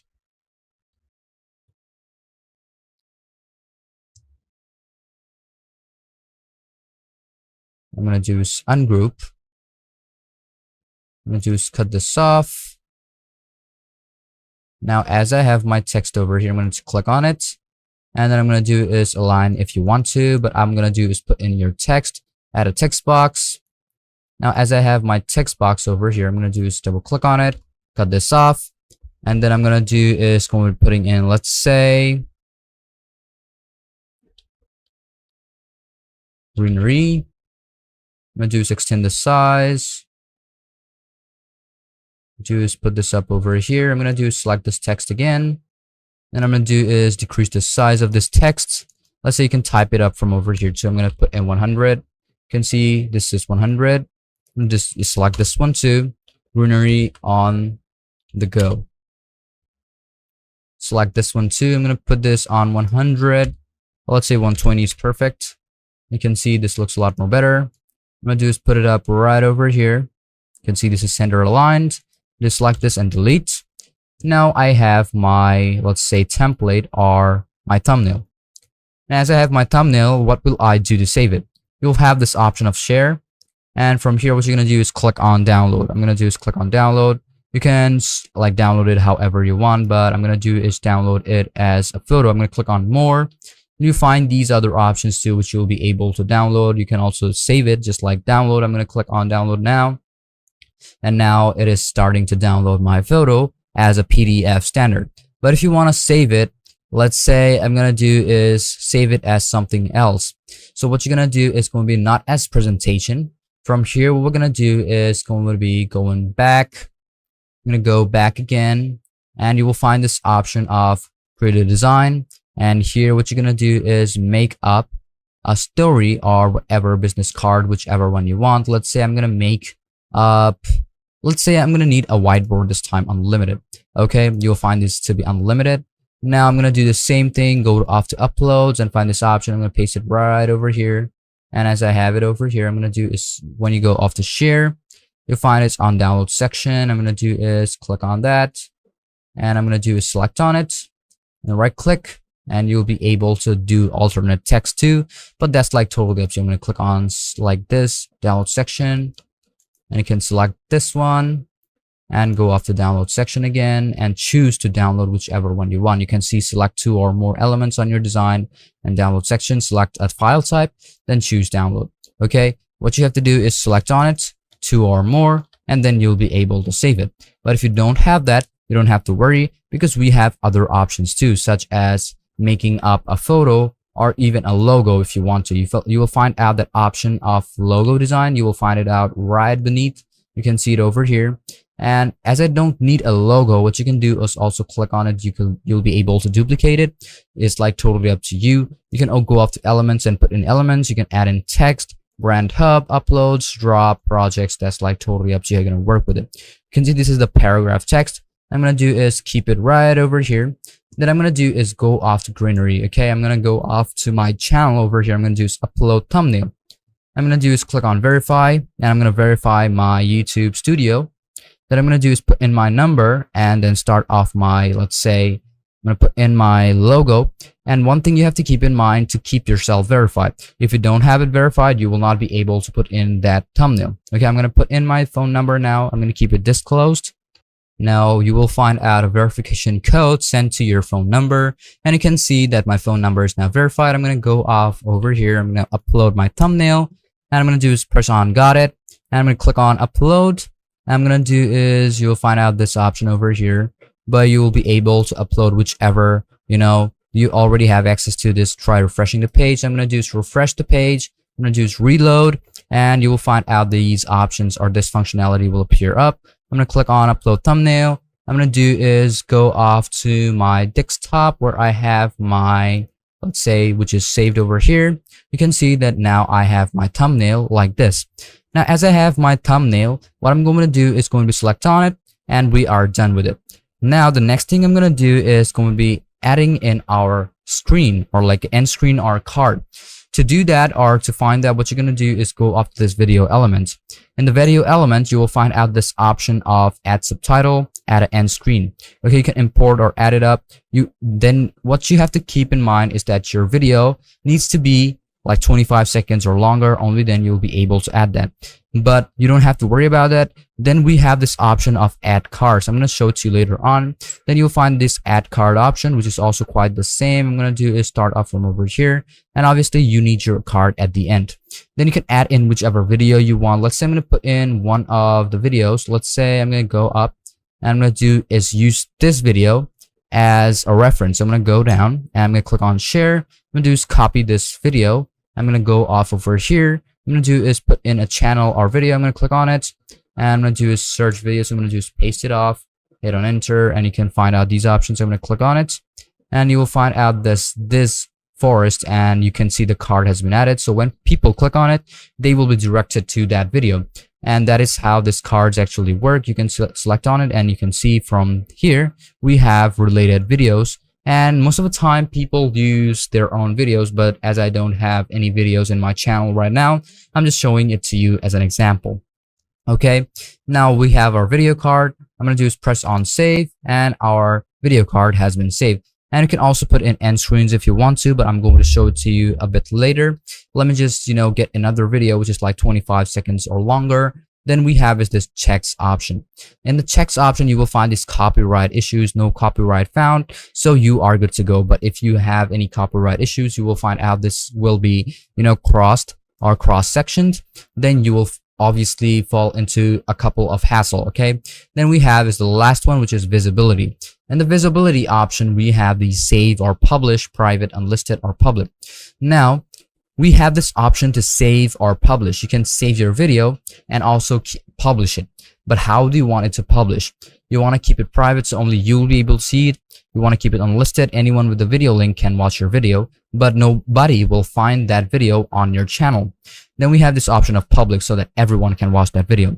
So I'm going to suggest you to keep it private for a couple of time and then share it privately, and then a couple of time later you'll be able to publish it. And then we have this schedule, and if you want to schedule it, let's say you have this video ready and you want to upload that video at this certain time, then you can put it up over here, and that video will be public, or let's say everyone will be able to see it, and that after that specific time. You can also set as premiere and set up the premiere too, so that public watch page can be created and count down to the date. So people will be able to put countdown for your specific video, and then they will be able to see it. So this is basically all of these default upload settings, which you will be able to see in YouTube and when you are working on this section. Okay, then I'm going to show it to you, the last one, which is going to be add an end screen. Let me just upload this video right now and put in another video to show you that. I'm going to press on next. After you're done with the video, click on next and next, and you're done. I'm going to do is not schedule, but I'm going to do save or publish. I'm going to keep it private and save it up. Now you will find out that the video is being visible and also put up on your channel, but it is totally private. Now you can also click on this and you can see that we have our thumbnail also ready. I'm going to click on it and you'll be able to see it if you want to. Let's say we go to YouTube and you'll find out these options appeared up. You can find out these, HD quality and whichever quality you want to use. And yet you can see at the first, we have our thumbnail to be the one which we kept it to be. Okay, so as we're done, you can find out these options too, and on the right side you will find out a card which is paid over here. I'm gonna do is stop it up, and then on the left side you will find out these include paid promotion. We're gonna go through that later on, but you will find out that card when you are totally public on YouTube as a video, or let's say as a vlogger or whatever you are. Okay, now as we are done on this part, let me just show it to you how you'll be able to put in end screen on your video. So I'm going to do is go off over here. I'm going to put in a video which is 25 seconds or longer. So I'm going to do is go off the video again. You can also go off this create, upload a video. I'm going to select the file. Now what I'm going to do is click on select file, do the same thing over here. I'm going to select on this video, and that video will be uploaded in a couple of time. Now you can see this is uploading, so I'm going to do is cut this off. What I'm going to do is put in my title, let's say another cinematic, like 101. I'm going to keep it like this and put in descriptions whatever you want. But as we want our elements, this is not made for kids. I'm going to go off the video elements, put in this one, add, and you will find out this type of options will appear up. You will be able to put in whatever elements you want to put. Let's say I'm going to go off the end screens again. I'm going to do is put on this one if you want to, but as I don't want any of these, I'm going to press on delete. And you'll be able to see these options, put in whichever one you want. Let's say I'm going to click on this option, which is this one. I prefer most of the time like this, which will be one video for over here, one video over here. And this is my logo, subscribe, and all of those. Now let's say I'm going to put in one of the video. Let's say I'm going to click on it. Best view, press on Control V, whichever video you have, and then put the same thing over here. And after you're done, just click on save, and then you'll be good to go. So as I don't have any videos on this channel, so I'm not gonna put any of them. You can also import from video, that's totally up to you. But if you don't want that, just press on next and save it up just the way you want it. I'm gonna press on private and save it up, and then you are good to go. Now you know how you'll be able to put in videos and also put thumbnails, then end screen, and also put in descriptions and tags too. So thank you for watching this video up till the end, and let's move on to our next lesson where we are going to learn about understanding the platform of YouTube.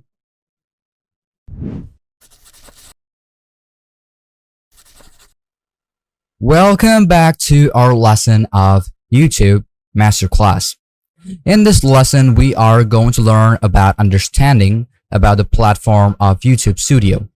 Well, there are a lot of things which you will find in YouTube Studio. And if you've seen my previous videos, you now have a basic idea about how the platform actually works. Well, most people or almost all the people in the world know about YouTube, but not inside what is happening in the YouTube Studio and how the platform actually works. So now we are going to learn about it. Well, in this lesson or in this section of the lesson or about this course, I'm going to separate it into 3 parts this time. Well, the first part, I'm going to talk about dashboard and analytics. Then I'm going to describe about the algorithm. Then we are going to learn about SEO. And the last part, I'm going to discuss about discoverability. So let's go on to the lesson where we are going to learn about dashboard and analytics at the same time. So without any further ado, let's just jump into the lesson where we are going to start learning about dashboard. And where are you going to find the dashboard? When you open up your own account, you will find out your channel and also YouTube Studio. When you click on YouTube Studio, you will directly be directed to YouTube Studio, and the first interface which you will appear on or you will be dropped on is going to be our dashboard. In your dashboard, you will find out a lot of things like this, okay? But among them, what are these actual things? Now you can see this channel dashboard, and we have this latest video performance, channel analytics, ideas for you, what's new in studio, top videos, go to channel analytics, published videos, latest comments, recent subscribers. Well, this basically helps you to get the insight of what is happening in your channel and also about the analytics. Well, that is a totally different part where I'm going to discuss with you a bit later, but let's just learn about this dashboard a bit. If you post or upload any of the videos which you have on your channel, you will find out it will appear right over here, latest video performance. In your performance, you will see the views, the comments, the likes, the rankings, and all of the impressions, even though impression click-through rate, average view, duration, and all of those. You can also go to video analytics and see how it is actually, seen, or how people actually watches it and which part people actually likes watching. Okay, you are going to get all of these details through this dashboard. Well, you're going to get more description or descriptive details in the analytics, but it also gives you a small type of details in your dashboard section. Then we also have channel analytics. You can see it right over here, but we also have this analytics. I'm going to describe it to you later on. You can see that our current subscribers are 374. And in the last 28 days, we got 12 new subscribers, okay? And summary, last 28 days, view was 947 people, and the watch time was 37.9 minutes, or let's say 37.9 hours, okay? You can see hours, which is seen over here, watch time. And we have this top videos, last 48 hours views. We got Amazon niche research is 21. Automating Excel using ChatGPT is 20. Drop down menus in PowerPoint is 16. And you can also go to analytics, which I'm not going to go right now. And then it's also going to give you a small idea, or let's say suggestions from YouTube Studio. And you will find it right over here, ideas for you. It's going to help you to, let's say, grow or maybe interact with people so that you get, more viewers or grow day by day. You can, let's say what we have over here wants to learn how to keep your viewers engaged, learn the power of scheduling and creating playlists. You can also get started if you want to, and you can see not only one, we have 3 of the ideas given by YouTube Studio. We have ideas for you. You can see successful creator, how to take a YouTube channel and turn it into a business that earns you money. I'm going to go on the right side, which is the third one, track channel performance, analytics to understand what's working and gain channel insights. You can get started from over here, but you can also go through the stuffs which you have in YouTube Studio and see how it actually works. And then we have is this what's new in studio. It actually helps you to find the trend, what is happening in YouTube. It's like a magazine and also videos. Let's say new subscribers report in YouTube Analytics. I'm going to click on it. You will see that it will take me directly to this website, and you also have this video which you'll be able to see, and you can see like all of the thing which you need to see. And then you can see also live streaming restriction, the new research feature on YouTube Studio mobile app. You can click on it, and find out these info and also play the video if you want to, so you can see it and understand more about YouTube. Okay, and I'm gonna do is cut this off too, and then we have this live streaming restriction. I'm gonna do skip this part, but then we have is this published video. So all of the published video which we have on this channel will appear over here. When you go to videos, you'll find it will take me directly to this content and show me all of the things which is like, let's say, uploaded to this channel. I'm gonna go off the dashboard again, and on the middle, I'm gonna find our latest comments, all the comments which are the newest. You'll be able to see it, and if you want to delete any of them, you can also delete them just the way you want it. And then we also have is our recent subscribers, and our recent subscribers, we will be able to see the new subscribers who have been subscribed to our channel. So you will be able to see all of them. You can see it like this, and it's also gonna give you the analytics of the last 90 days. Okay, you can see it like this. Then, as we are done with our channel dashboard and we know a bit about channel dashboard, how it actually functions, you can also see here we have our creator insider. You can also play it up if you want to. You can see collapsible ranking in YouTube analytics. You can click on it, play it up. It will take you to the channel, and on the right side of this channel you will find out a lot more videos. I'm going to do is show more, and you'll find other options too of how you'll be able to grow in YouTube and which steps will be effective to grow faster in YouTube. You'll be able to see that. You can also go through their their channel and see how you will be able to learn and also grow step by step. So it is very very helpful in some, or let's say to some people. Then after we're done, let's go to analytics. And here we are going to learn all about analytics in YouTube or YouTube Studio or your own channel. Well, all of the overview of your channel, of how people are watching, of how many hours are people watching, of how many subscribers you have, how many viewers, likes, dislikes, comments, and all of those, all about the audience is going to appear over here. Now, one thing you have to keep in mind that it's going to give you analytics about the last 28 days, such as going to be the last 30 days, okay? You can see in the real time, it's going to update live. So you're going to need online connection and good network connection to see that. You can see we still have 374 subscribers. You can also see live count. Just click on it and you will see that it will, if it's going to grow. You can also see it like, let's say, and also decrease. So I'm gonna do is refresh it and see how it actually functions. I'm gonna do is see the count right now, and you can see it has suddenly increased up to 1 subscriber. So I'm gonna go back and you can find out this is how it basically works. I'm gonna go back. I'm gonna get the overview right now. Now you can see the views, number of views, how it actually works. You can also see the watch time of how many, let's say, hours or minutes, how people actually watch the content. You can also see the subscribers, okay? And you can see the 82 views in the last 48 hours, and the top contents will also appear over here. You can see in the last video, we have over 21 views. So it is still ranked top.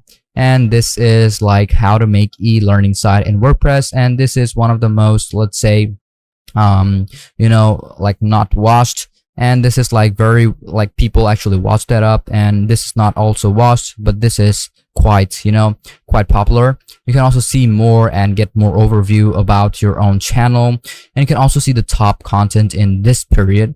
You can see that in the March 10, 2023, we have posted this, and you can see it is 2 minutes and 35 seconds, and we have 24.2% average view duration, and view we have over 400, okay?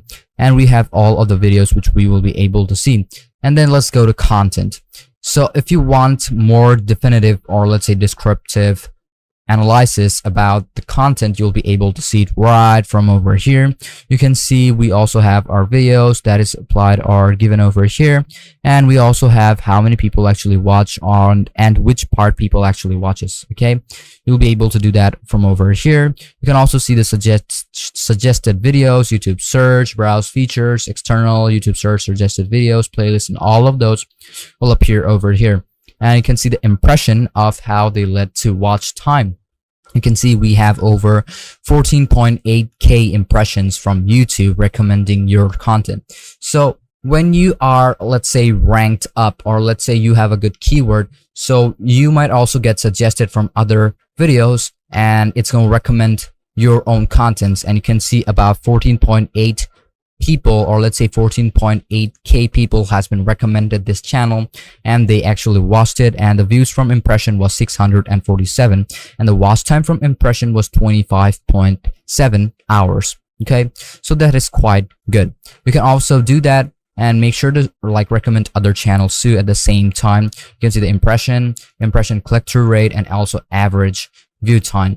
Then we go to the audience. If you want to get more overview about the audience, you'll be able to see it from over here.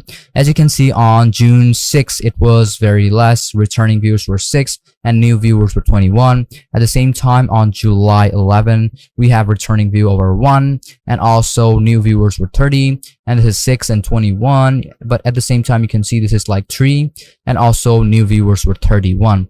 So actually it, differs from time to time. Obviously, it's not gonna like grow and not gonna like, degrade at the same time. So you have to keep that thing in mind. And you can also see unique viewers are 715, subscribers are 12. Okay, so this is basically how it works. And you can see new viewers who return. So this is like the rate of percentage is low. So you have to make something very unique so that they return. And when you have high potential, you will see that the video of other people actually returning from that video to, let's say, your channel is going to like appear to be high. You can see the channels your audience watches is like not enough eligible audience data to show this report. Okay, that means it is quite low. But if it is high, just like this one, you will see that it will be quite high. And you can see the top geographies are India and United States. So let's say the Indian people watch our video more, and we have United States to be watching, let's say, 3.4%. And in the top subtitles, we have no subtitles to be 83.2%, English is to be 12.6%, Arabic 0.4, Persian 0.1, and Italian 0.1, and others to be 0.12. And then we have is our research tool.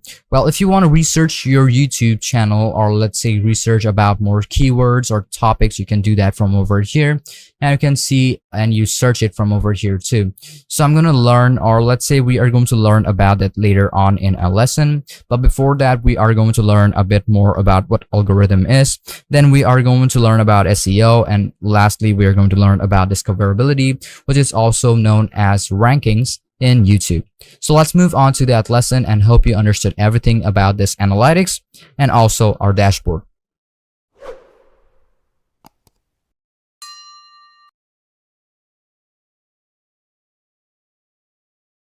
Welcome to our lesson of algorithm and learning all about algorithm on YouTube. Now, let's learn about what basic algorithm is, or what is an algorithm. An algorithm is a step-by-step procedure or set of rules designed to solve a specific problem or accomplish a particular task. It is a well-defined sequence of instructions that can be executed by a computer, often used to perform calculations, data processing, or decision-making tasks. Algorithms provide a systematic approach to problem solving, enabling efficient and reliable solutions.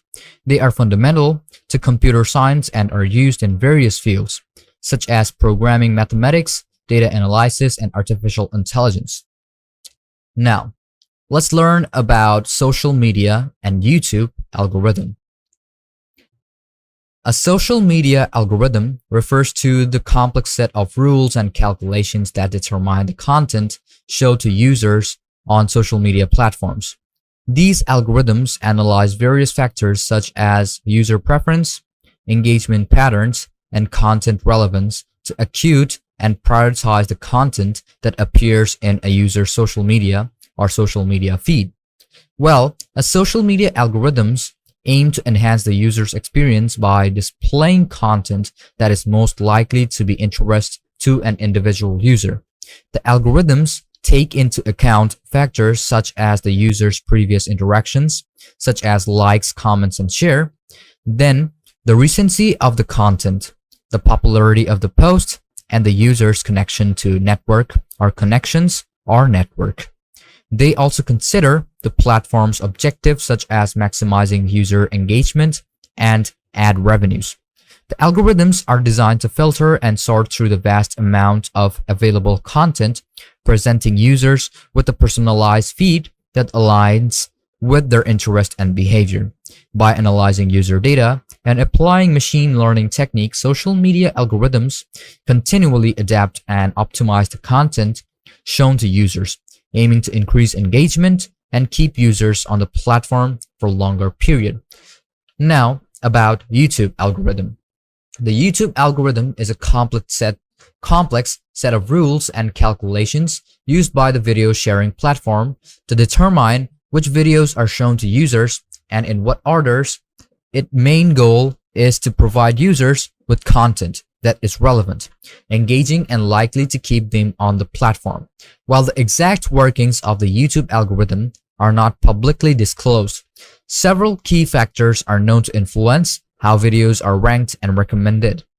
By the end of this lesson, I'm going to show you a couple of examples too. But let's see the couple of recommendations. Now, there are 7 of these recommendations which I'm going to suggest you to use are the algorithms of YouTube platform. First of all is going to be the watch time. YouTube values videos that keep viewers engaged and watching for longer periods. Videos with higher watch time are more likely to be recommended to the users or other users. But there is one thing you have to keep in mind. That let's say there is a video that is 2 years ago and has like 1 million views, and the same one which is like 2 million views, which is, or let's say in 2 years, or which was uploaded 2 years ago, but it has like half of 1 million, which is 1 million. Okay, half of 2 million, which is 1 million. But still, one is going to be ranked at the top and one is still going to be at the bottom. Well, I'm going to give you that example later on. Then we are going to learn about engagement. User engagement metrics, such as likes, dislikes, and comments, share, and subscriptions, play a role in the algorithm. Higher engagement signals suggest that viewers find the content interesting and valuable. Third, relevance. The algorithm considers the relevance of a video to a user's search query, viewing history, and interest. It analyzes various metadata, including titles, descriptions, tags, and closed captions to determine relevance. 4. Click-through rate, which is CTR. The percentage of users who click on a video after seeing it in their search result or recommended videos can impact its ranking. A higher CTR indicates that the video's thumbnail and are titles that are compelling and relevant to users. 5. Video quality. YouTube aims to promote videos that have good production values, clear audio, and high-resolution visuals. It may consider factors like video resolution, camera shake, and edit techniques to determine quality. 6th, user behavior. The algorithm takes into account the behavior of similar users. If a particular video tends to be popular among viewers with similar interests, it may be recommended to others with similar preferences too. Viewer history. The YouTube considers a user's past viewing habits to personalize their recommendations. If a user frequently watches videos on a specific topic, the algorithm is more likely to suggest similar content. Now, it's important to note that the YouTube algorithm is continuously evolving and being updated by YouTube's engineers. Content creators often try to optimize their videos by understanding and leveraging these factors, but ultimately, the algorithm's exact working remains proprietary knowledge of YouTube. Now let's go to YouTube and give you a couple of these algorithms of how YouTube works. Now, you can see that I am on my YouTube platform. From here, I'm going to do is type in new. Let's say I'm going to type in New York, hit on enter. And you can see a couple of these videos will appear up. Okay.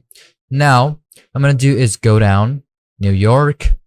Let's say this is 3 weeks ago. Let's find something quite similar. You can see 1 year ago.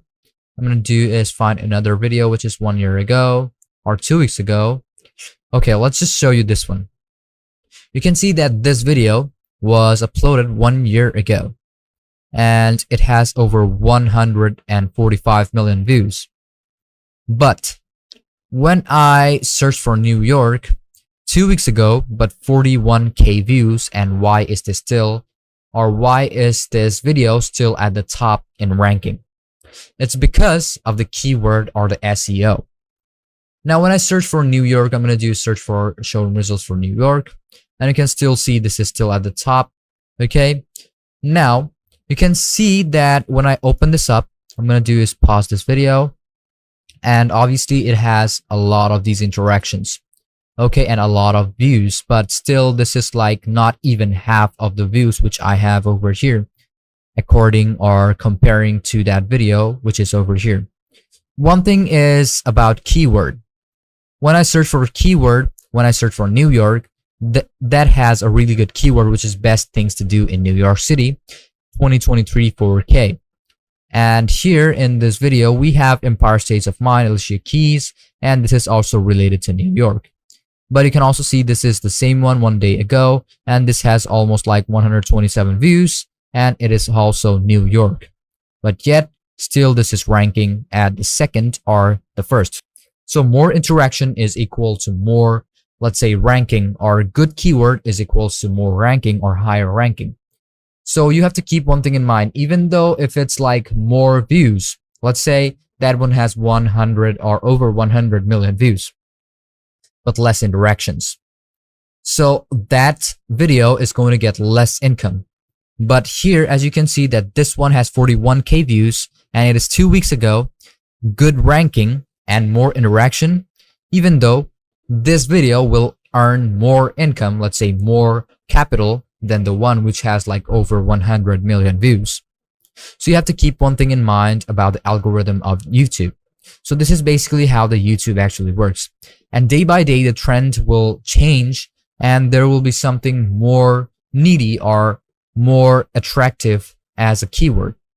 So now you know all about the algorithm of YouTube and also the basic algorithm. So hope you understood everything about algorithm. Now let's move to another lesson where we are going to learn about SEO, which is search engine optimization. Welcome back to our lesson of YouTube Masterclass. In this lesson, we are going to learn about SEO, which is known as search engine optimization. So let's learn the basic about what SEO is. SEO stands for search engine optimization.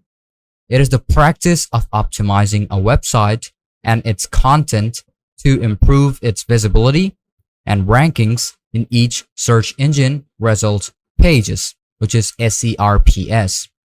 Well, let's say when you are searching anything on any browser or any server, you will find that there are some of the results or some of the related searches on the top, and then it just goes down and down by ranking. So that is SERP, which is search engine result pages. Well, I'm going to give you that practical, let's say, example later on. The primary goal of SEO is to increase organic, non-paid traffic to a website by making it more attractive and relevant to search engines. This involves various techniques such as keyword research, on-page optimization, link building, and technical improvement to enhance a website's visibility and relevance to search engine queries. Ultimately, the aim of SEO is to drive more targeted traffic to a website, increase its online visibility, and improve its chances of being discovered by users searching for relevant information or products. Now, SEO on YouTube involves optimizing your video and channel to increase the visibility and ranking on YouTube's search results. Here are some key factors that affect YouTube SEO. 1. Title and description, which is one of the most important thing. Create descriptive and keyword-rich titles and descriptions for your videos. Include relevant keyword that people are likely to search for to increase the chances of your video appearing in search results. Then it's going to be tags. Add relevant tags to your videos. These are keywords or phrases that help YouTube understand the content of your video. Use specific and accurate tags that align with your video's topic. Thumbnail. Design eye-catching and compelling thumbnail for your videos. A visually appealing thumbnail can attract more viewers and improve your click-through rate, which is CTR, in search result. Then it's going to be video content, which is also one of the most essential things. Create high quality and engaging content that keeps viewers interested and encourages them to watch your videos in full. Longer watch time and higher engagement metrics like comments and shares signal your YouTube that your video is valuable and can improve its rankings. Now let's go to closed captions and subtitles. Providing closed captions or subtitles for your video can improve accessibility and make your content available to a wider audience. Additionally, YouTube uses these text elements to understand and index your video's content. Then we have is this video optimization. Optimize your video file itself by compressing it for faster loading times. Faster loading videos tend to have better user experience, leading to higher retention rates and improved rankings. Channel optimization. Optimize your YouTube channel by adding a comprehensive keyword-rich description, selecting relevant categories, and organizing your videos into playlists. This helps YouTube understand your channel's focus and improve its visibility. And the last thing is engagement and promotions. Encourage viewers to engage with your videos through likes, comments, shares, and subscriptions. Promote your video through social media, blog posts, and other online platforms to increase their reach and visibility. So, remember that YouTube SEO is an ongoing process. Consistently producing high-quality content, optimizing your videos, and engaging with your audience will help improve your ranks over time. Now let's go to YouTube and give you more practical examples on the videos. Now, you can see I am on my web browser. I'm going to search for YouTube. And I'm going to do is search for something just like I did a while ago, searching for New York. Now let's say I'm going to type in gaming mouse. Hit on enter. And you can see that this video is on the top. And it's also about the keyword. And when I go down, you can see 3 months ago, 141K. And you can see only 2 months ago, it also has 68K views. Still, it is at the top. It's also about the keyword, just like I told you. Even though this video has a lot of views, still, it is still at the top and at ranking at first. So still, this is, earning more money than this one. And you can see even in 1 year, it has like 4.4 million views. Yet, we have this one at the top. And I'm going to do is find another 1 year or older. Okay, you can see 1 year. I'm going to go down and you can see this is 1 year. Now, it has about 1 year and it is 586K. And this one has 4.4 million. Well, that is still, in views, that is still at the top. And also in ranking, it is still at the top. But you can see in 1 month ago, which is 35K views. I'm going to find something similar to that. And you can see, I'm going to go up a bit. You can see this is 3 months ago and 141K. I'm going to do is, this is 2 months ago, 68K views. Yet, this is at the top. And just like I told you, that one, which is 1 month ago, 35K view, is still at the bottom. Okay? So now you know about how this actually works. In SEO, you have to think about the keywords which are being put. You can see this is a really good keyword which has been used. Top 10 best gaming mice 2023. And among them, why this mouse or gaming mouse is so popular. So these keywords help any of these videos to gain that rank. Okay? And also about the content. And there's also about the tags which are being put in a specific video. I'm going to go down and you will find out there are a couple of these tags which are put in this video. And there is also cards and also, all the things that need to be at the top. So all of the things constitute this video and that algorithm that is going to help it to gain the first ranking in YouTube. When someone actually understands these algorithms, one can actually very easily gain growth day by day, not like rapidly, but day by day, which I can actually suggest or recommend. So hope you understood everything about the SEO, how that actually works in YouTube. And let's move on to our next lesson where we are going to learn about monetization. So as we know everything about this, let's just move on to that lesson about monetization. Welcome back to our lesson of YouTube Masterclass. In this lesson, we are going to learn about monetization. Then we are also going to learn about briefs about this monetization, like how we can get monetized in YouTube videos and all of those. So now let's just learn about monetization and what it actually is. So YouTube monetization refers to the process of earning money from YouTube channel through various revenue streams, such as ads, channel memberships, super chat, and YouTube premium revenue. To be eligible for monetization on YouTube, you need to meet certain requirements set by the YouTube Partner Program, which is YPP in short. These requirements typically include these things, 5 of them: channel eligibility, watch time, subscriber count, adherence to policies, and account standing. So first of all, channel eligibility. You must have a YouTube channel that adheres to YouTube's community guidelines and terms of service. If it violates any of these, let's say, any of these YouTube communities or guidelines, it is not eligible. Then let's talk about watch time. Your channel needs to have accumulated at least 4,000 watch hours in the past 12 months, which means that people have watched your videos for a combined total of 4,000 hours. It doesn't matter if it's above 4,000, but it needs the requirement of 4,000 hours of watch time on your channel videos. Then let's say subscriber count. You need to have a minimum of 1,000 subscribers on your YouTube channel. If you don't have that, you will not get monetized on YouTube.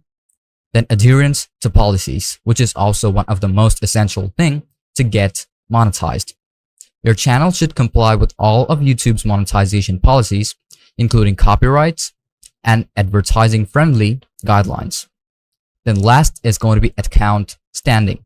Your YouTube channel must be in good standing, meaning it has not violated any significant community guideline or terms of service in the recent past. So you have to think about 5 of these things and keep that thing to be, following. If it doesn't have any of these things which needs to be followed, it will not be monetized in YouTube. Now, once your channel meets these requirements and you apply for the YouTube Partner Program, YouTube's team will review your channel to ensure it complies with their policies.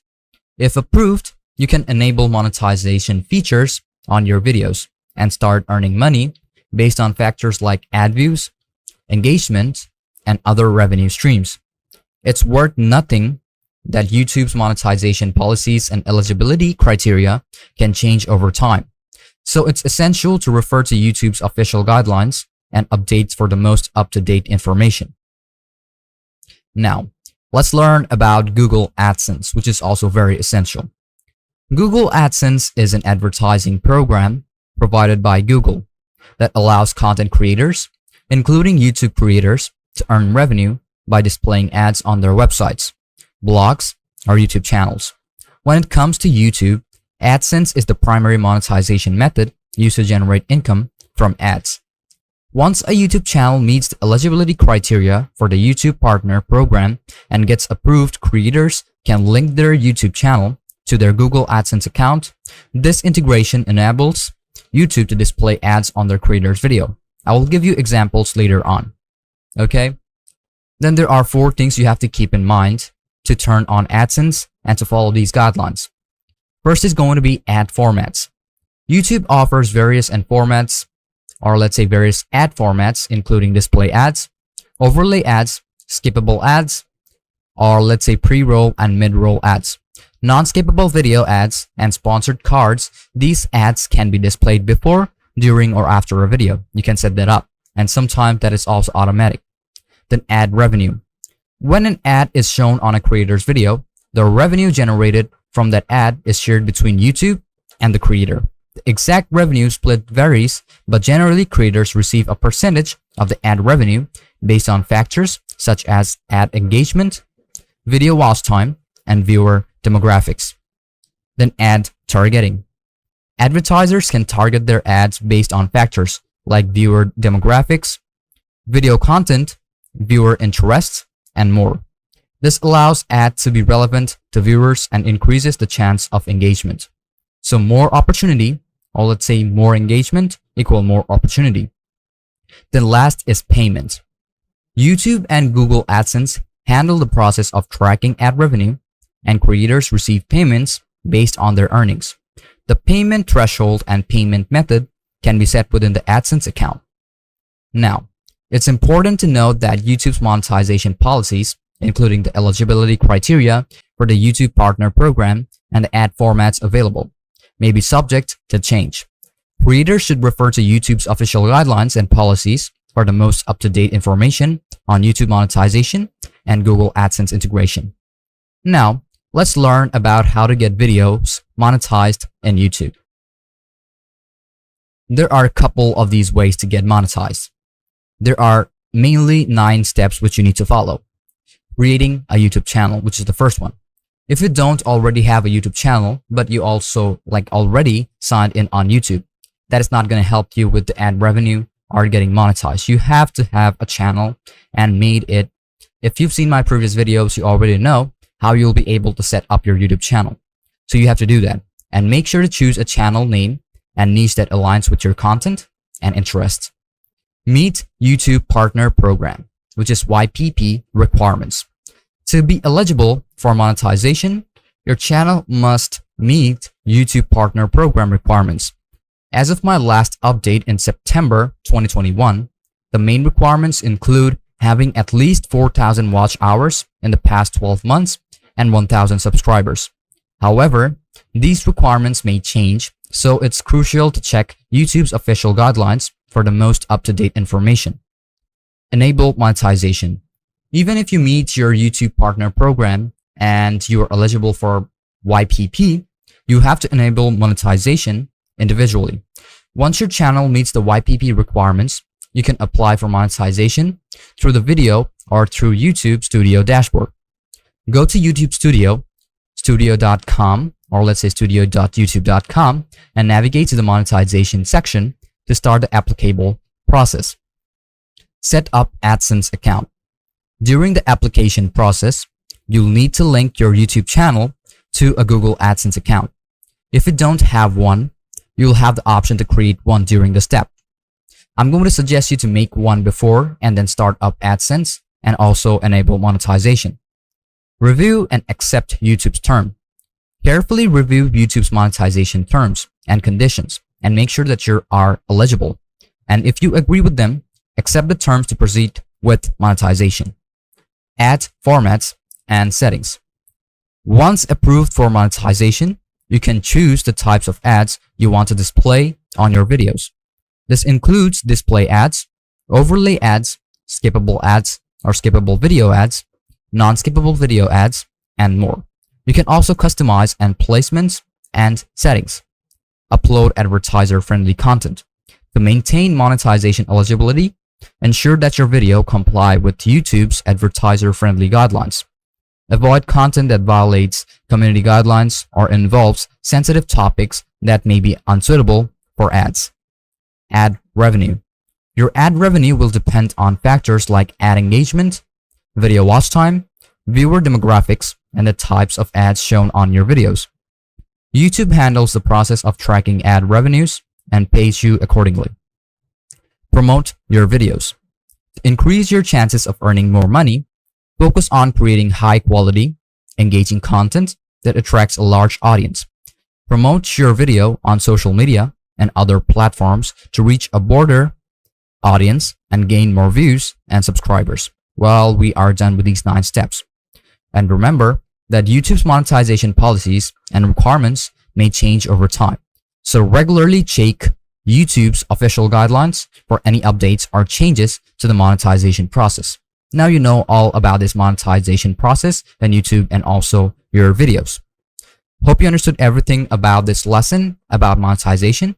Now let's move on to the lesson where we are going to learn about the best practices that you must follow so that you can grow faster day by day.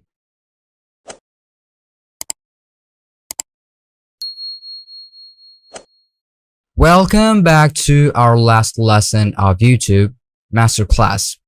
And in this part, we are going to learn about the best practices that you might follow or you must follow to grow day by day as a YouTuber. And one of the most essential part is consistency.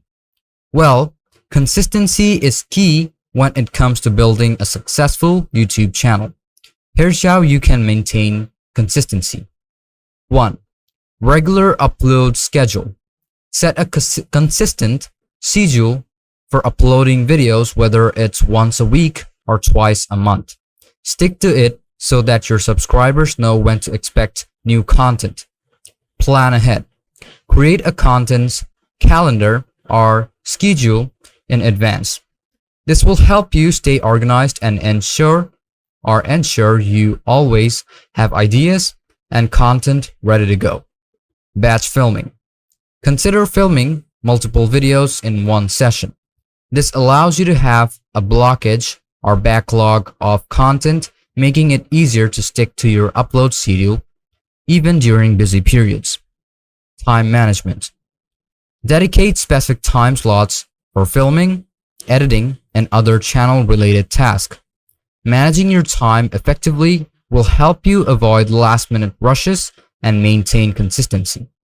Quality over quantity. While consistency is important, it's equally crucial to follow on delivering high-quality content.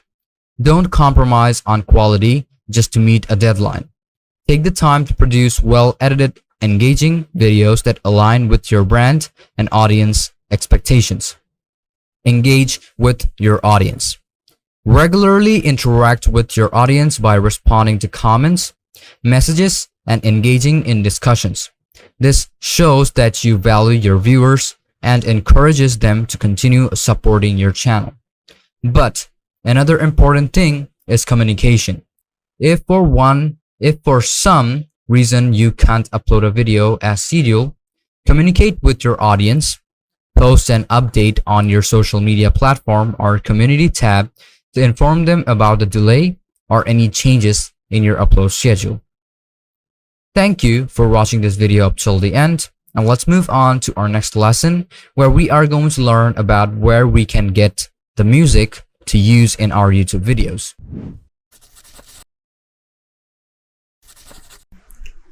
Hello guys, and welcome to a course on Canva. Now Canva is a website that you can use to make logos and other graphics designing stuff.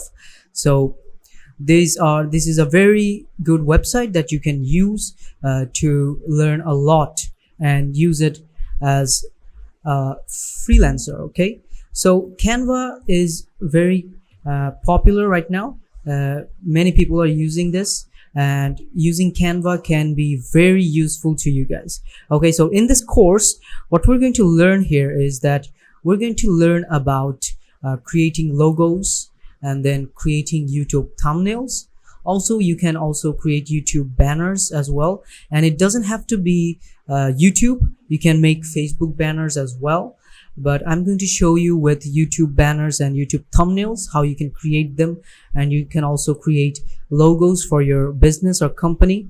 And I'm also going to go through the best fonts that are in Canva that you can use, and you can use them as any type. Like there are a few fonts that are like versatile that you can use anywhere, and there are a few fonts that you can use in a particular niche. Okay, so please make sure that you take this course, and I hope you will learn a lot, and I will see you in the first lesson on Canva. Okay.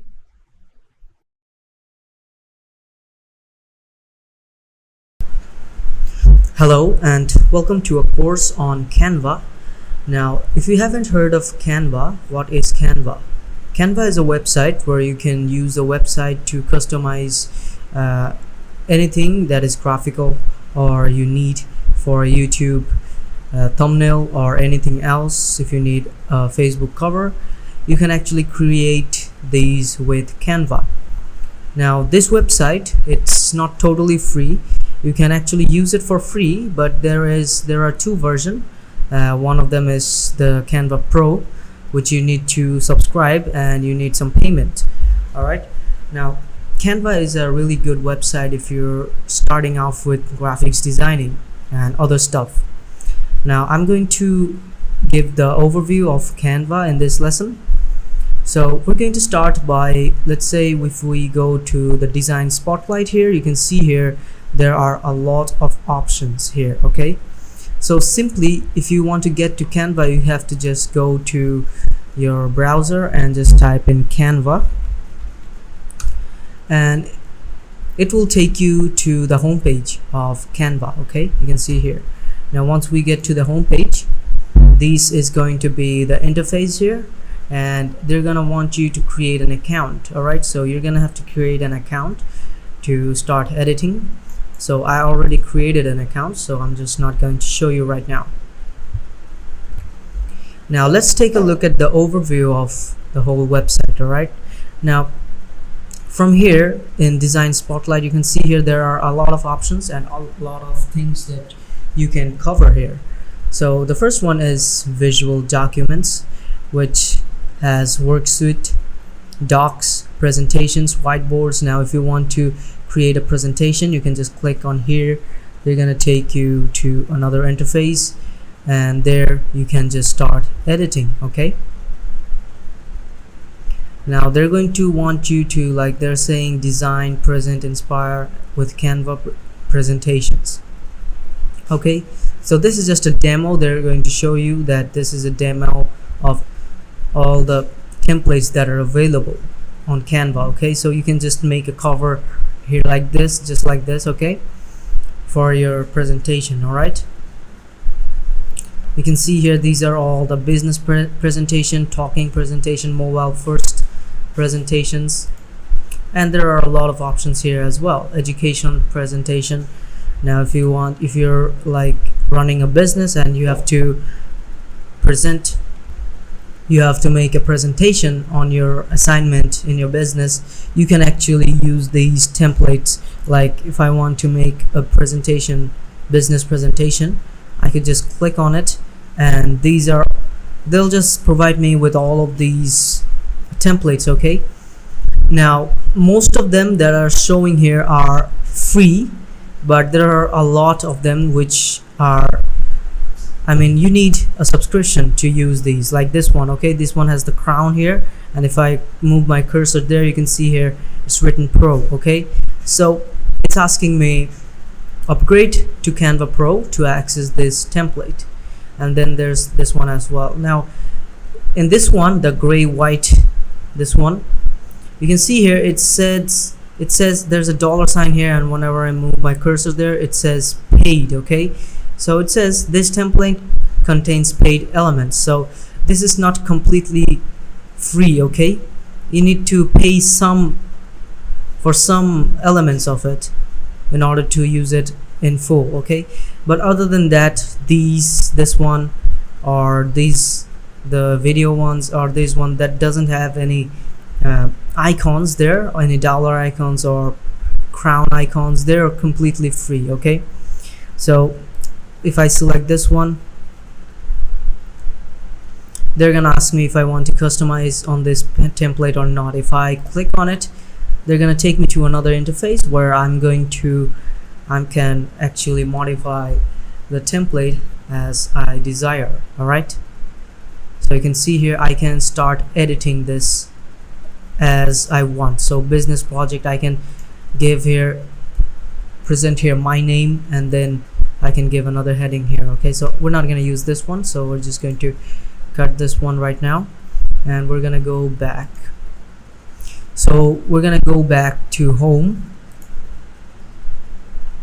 So in home, I was showing you this design spotlight.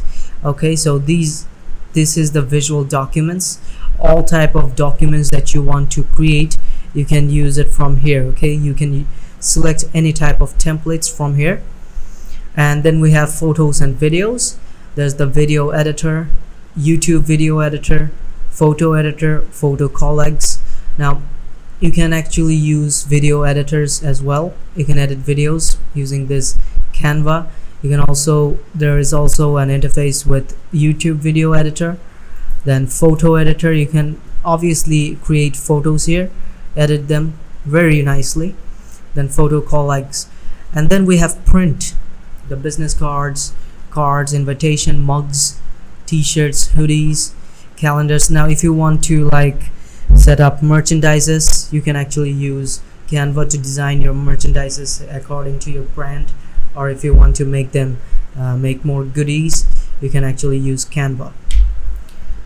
And now we have the marketing. Now in marketing, we have logos, posters, flyers, brochures, and then social media, websites, stickers, yard signs, and you can also create QR code. Okay, they can actually generate QR codes from Canva. You can create logos if you have a company, or if you're willing to start a company or a website or a new brand using your name, you can actually create logos for free using Canva. Then we have posters. You can create posters as well, flyers, then all of these types, all of these things you can use. All right, now we have the business section here.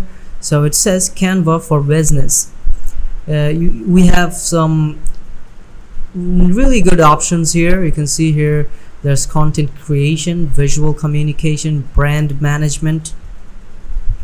Then we have team collaboration. Now the thing about team collaboration is that you can actually create your teams, a group of people, 5 or 4 people. You can actually create teams and edit with them as well. Okay, so that's the neat part of Canva. You can actually create themes with Canva as well. Then there is this option called solution. In solutions, there is marketing, creatives, agencies, sales, communications, media and publishing, startups, real estate. Yeah, there are a lot of options here. So the resources here are business resources, case studies, features, interrogations, and apps. All right, and then we have education. Now in the education section, it's really important for students. They can actually present their assignments using Canva. They can create their assignments as well. So there's this option called teachers and schools, create and collaborate visually in the classroom. Then we have students, design and documents to boost your learning. Yes, you can also learn a lot of things from Canva as well. Free teachers resources, tutorials, courses, webinars, and more, just for educators. All right, now this section is mainly for teachers, for them to learn and then teach. Then we have LMS interrogations. These for our use, we're not gonna need this education section, so I'm gonna just skip this plan. And now we have the plans and pricings. Okay, now this is important. Like I told you, there are like a few 3 versions of Canva. So this one is free, which we're right now using, and then we have the pro, and then we have the teams. Okay, so if I go to compare pricings,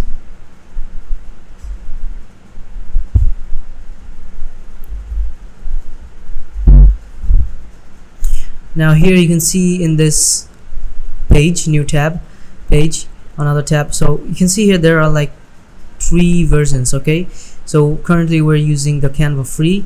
For anyone wanting to design anything on your own or with others, yes, you can create teams using Canva free version as well. And then Canva Pro, it's like $54 per year for one person. Okay, so that's $54 per year for one person, and you can actually purchase it using your wire transfer or bank account or credit card. So if you're like a single freelancer or any type of guy who is collaborating with a business company, you might want to get the pro version of Canva. Okay, so it's not really a bad investment here. $54, you'll get the full version of Canva. And if you're actually just a independent freelancer making your own money, working for yourself, then you don't probably need the pro version. You can just do it with the free version as well. And then getting the pro version is just a plus point. You can actually get it very easily. And then we have the Canva for Teams. Okay, now all the great features of Canva Pro, plus we think you'll love these features, designed to allow teams of all sizes to collaborate with ease.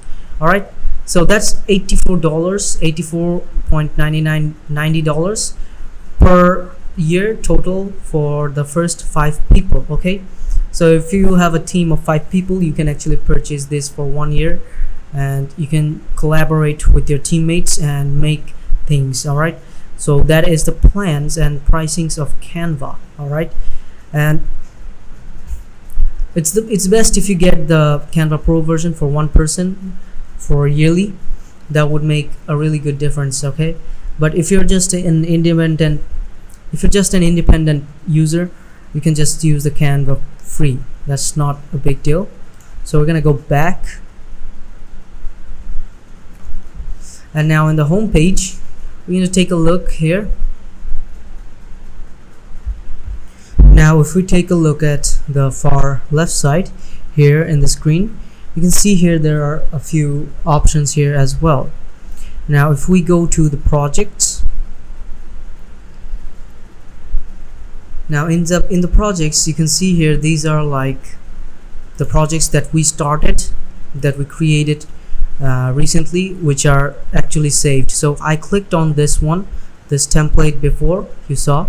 So that is one of the projects that I used, and it's been saved here. So if you open a project, it's going to be saved here, so you can just go back to that project again. All right, and then we're going to go back to the home, and then we're going to take a look at, so back to home, and now we have the templates here. Now I kind of touched on the templates before, but that was with some other topic. But the templates, there are like tons of templates in Canva, and you can use templates from any categories that you wish. Like all of these are the documents templates, Instagram posts, Facebook posts, logos, flyers. There are many more. Okay, Instagram stories, posters. I mean, there are a lot of niches that you can try. Like if you want to make merchandises, you can try this. T-shirts, these are like pretty good. So you can see here we can create YouTube thumbnails. Like these are like some of the demo templates of YouTube thumbnails, like this one or this one, business strategy. And there are a lot of more. Like you don't have to make it just like this, you can just click on it, then you can just customize it like yourself. Okay, you can put your own picture here. You can also write something that you want. You can keep this one or keep the background or even change the background. That's up to you. Okay, so there are a lot of thumbnails here to try on, and you can just experiment on one of them and see how it goes. All right, then we have Facebook covers. Here you can see here, these are the demo Facebook covers. Like this is like, these are all the demos that you can see here, and you can try them as well. Okay, so these are the templates. So let's get back to home, and then we have the brand hub. Okay, the brand hub is it's only for the guys who like purchase the Canva Pro. So the brand hub is not for the free version, so I'm not gonna show it. Now these are the apps. Okay, so in apps you can see here there are a lot of apps here that you can try, and Canva actually has a mobile app. All right, Canva actually has a mobile app that you can use through your phone to edit on, so that's a good thing of Canva. So this is mainly the overview of Canva. All right, now there is another option here. You can search like anything on Canva. From here you can actually search for, like, if you want to create a logo, they're gonna tell you that there are a lot of logos here.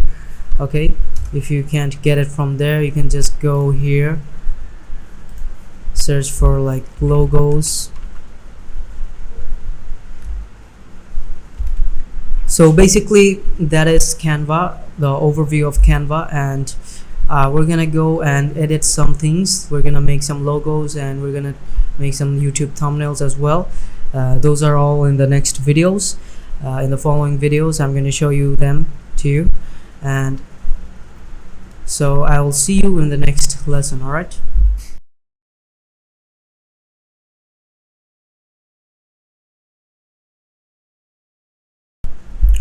Hello and welcome back to another lesson on Canva. So in our previous lesson I introduced you to Canva's overview and all of the settings and all of the options that we have here in Canva. All right, so in this lesson I'm going to talk about the top bars. All right, now the top bars is like this one. You can see here, create a design. When you want to start a new project, you can actually go here and click on create a design. Then we have the settings, and then we have download the app. Now I touched on this a little bit before in our first lesson, and there is actually an Android app, mobile app, that you can use on your phone to edit things, stuff, do basically whatever you want to do on Canva. You can do it through your mobile with using the mobile app. Okay, and then we have this create design. All right, now the create design, once we click on it, you can see here they're asking me if it's a document, a doc file, or whiteboard, or video, or any other thing. Okay, so let's select the doc first. Now once we selected the doc, you can see here there's interface here that we can use to design. All right, so we're gonna go back to home now.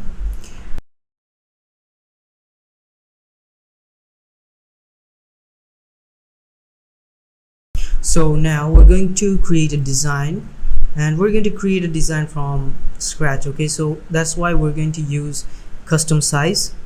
And once we click on the custom size, they're going to ask me the width and height of the page that we want to use. So I'm just gonna give like 1000 by 1000 pixels. If you want it in any other way, like millimeter, centimeter, or inchy, you can. I'm just gonna use pixels and create a new design. All right, now they're gonna create me a new design here. You can see here this is like a 1000 by 1000 page. Okay, so I can actually edit anything here. Okay, now the top bar here, the top panel here, you can see here it says home. So if I click here, it'll take me back to my home page.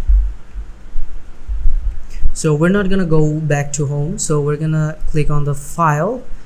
Once I click on the file, you can see here there are a lot of options here. Okay, so if I click on view settings, you can see here there are show rulers and guides, then add guides, then show margins, or show print bleed. Okay, so if I like deselect this one, you can see here that there are no rulers here. Okay, there was this ruler here, but now it's not there. And if I like click on show margin, the margins disappear as well. And then if I like deselect this one, show print bleed, the print bleed will also disappear. Now what are these settings? what are these settings? Now once I click on show ruler and guides, you can see here this is the ruler that's appeared. Now we can use it to resize it to the proper size of this page. And then if I go to show margins, you can see here the margin is appearing as well. Okay, and then if I go to like show print bleed, the print bleed will also appear. Okay, so we're not gonna need the print bleed right now, so I'm just gonna deselect this one, and I'm gonna deselect the margins as well. Now the print bleed is like the once you print it, it's gonna come into that size that you prefer it or extend it. It's up to you once you print it. So that is the print bleed. Okay, and if you want to add any text here, you can actually go to the text section here and add a heading, and you'll have a heading bar here.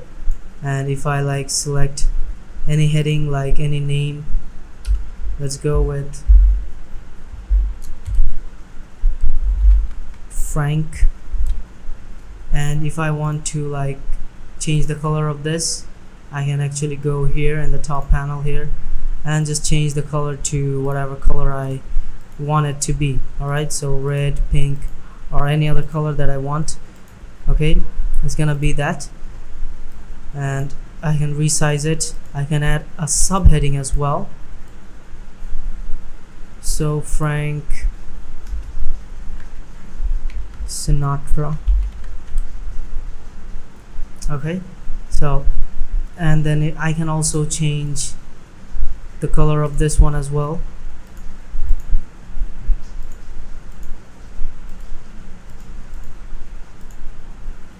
To any color that I want. Okay, I can also change the font if I want it to be bold, and if I want it to be any other font for that matter, you can just select it from here. You can also resize it.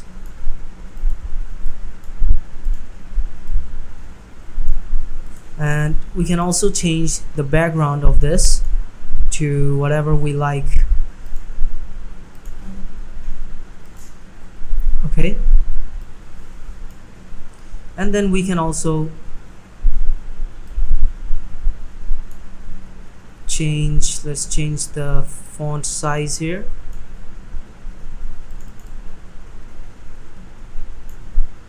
And let's change this one as well.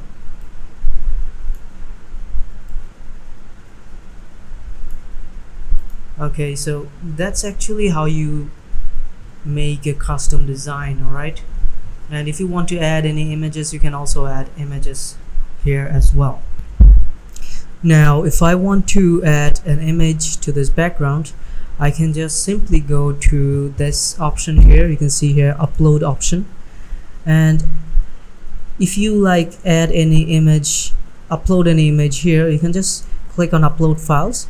And then you can just take an image from your desktop and then click on open. They're gonna be appearing here. Okay, and you can just take any picture, like let's say this one. Okay, and you can just place it anywhere in the background that you want, and you can just adjust it like this, fit into the whole picture just like that.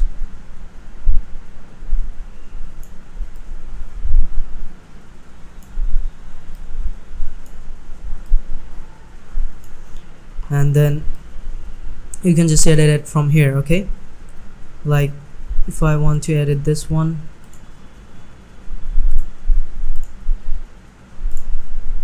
if I want to edit this one, change its color to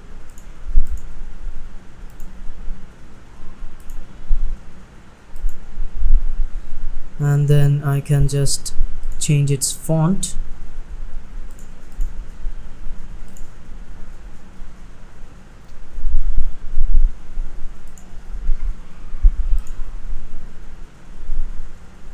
Okay, and then I can also add in other stuff, just like if I Okay, that was my bad. If I want to add in other stuff, I can just go to the elements and get some shapes or whatever I want to add. Any type of thing that I want to add here, I can just go to this, or I can just search. Alright, so if I want a star, I can just take these stars. I can simply just take these stars and place it anywhere I want. Let's place one here, take another one, paste it here.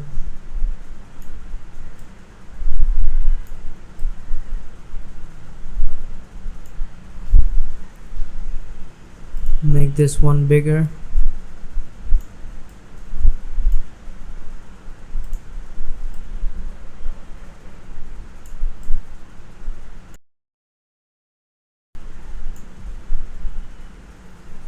So you can edit it like that, okay? And then you can use it as a logo or any icon, maybe a Facebook icon or a YouTube icon, just like that. Now I'm just showing this for example, okay? I'm not actually making anything, I'm just showing it how you can do it. Now you can see here there are a lot of pro version elements here as well, like this photo, it's a pro version. This one's a pro version as well. This, not this one, but not this one as well. This one, this star, it's a pro version as well. You gotta have a pro account in order to use this, okay? So I'm not showing you in a pro account, so you can actually get an overview of this whole website, that how it really works and what are the benefits if you take the pro version. And there are these videos as well, this ninja star throw, okay? And you don't have to, it's not like that you can use only one star. There is this red star as well. And if I like take this red star right here, and you can see that it's in the background right now, right? You can just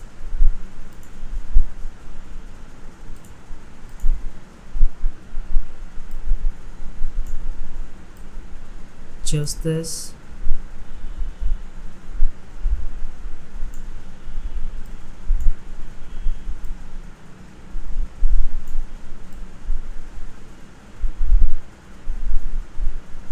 And adjust it in the middle. We're going to adjust these sparks a bit, and yeah, and then we can add more things if we want. Like if we go to graphics,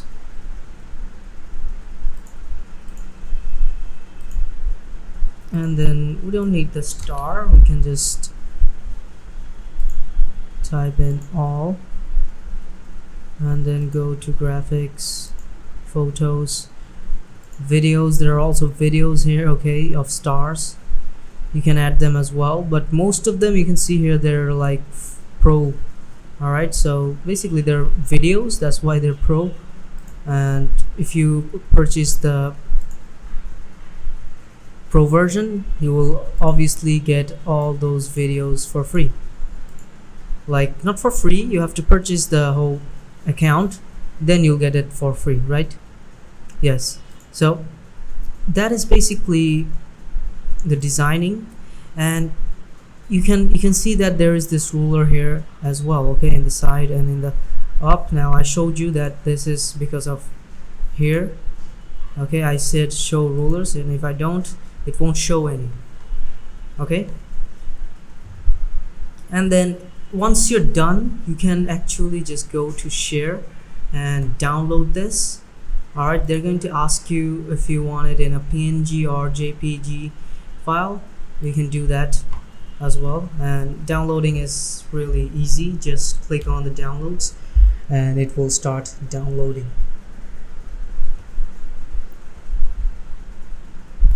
So that is basically it for the top panel, and I showed you what the top panel, all of these do, and I will see you in the next lesson, and we're going to discuss about these side panels in the next lesson. Okay.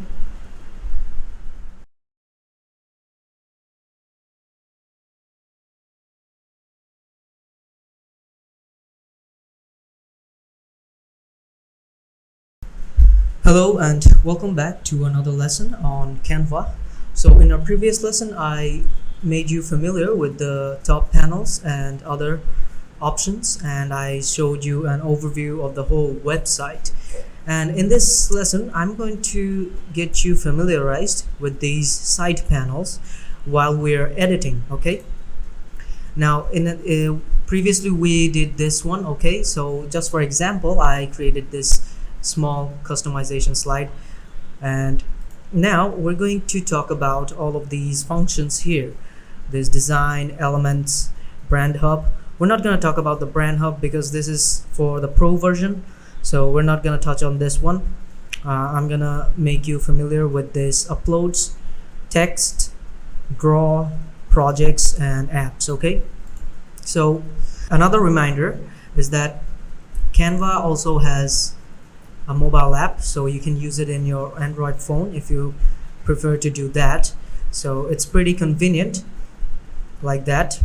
Now since we're going to edit with Canva, we're going to need designs, right? So there are a lot of design options here. A lot of them are free and we can choose any one of them. Okay, so for instance, if we want to create a wedding card, okay, let's create a wedding card and let's get familiarized with this interfaces. Okay, so first I'm going to delete this one, delete every single one of these. Okay, we're going to delete all of these. We're gonna keep a blank page. Okay, all right, so now we're just going to add a page. Okay, so since we want to make a wedding card, we can just simply type in wedding cards. Okay, there you go, and here you can see there are a lot of templates for wedding cards, and you can select any one of these that you want to choose. You can just select them. Okay, now we're going to select any one of these. Let's get back up, and we're going to select, let's say, this one.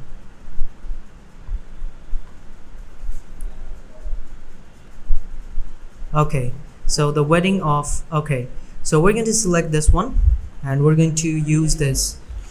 Now since we're going to edit this wedding card and we're going to make it into our own wedding card, right? So it says here we can actually change every single aspect of this wedding card. Okay, so you can see every single text, it can be edited for our pleasure. Okay, so here is the name, so we can actually change the names of these persons. So I'm going to change it to Steve and Jenny.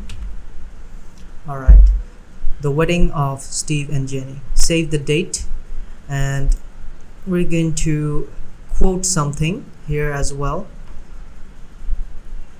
And we can actually go online to Google and look for some quotes. And wedding quotes.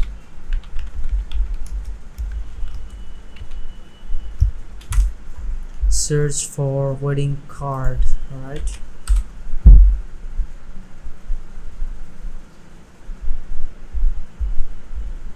We're gonna find a short one because we don't have much space here. Okay, so we're going to go for a short quote, very short one. It's a joy to celebrate your love. So we're gonna select this one, just copy it, and we're going to paste it. Control Shift V. Okay, and now we're going to adjust this to the size.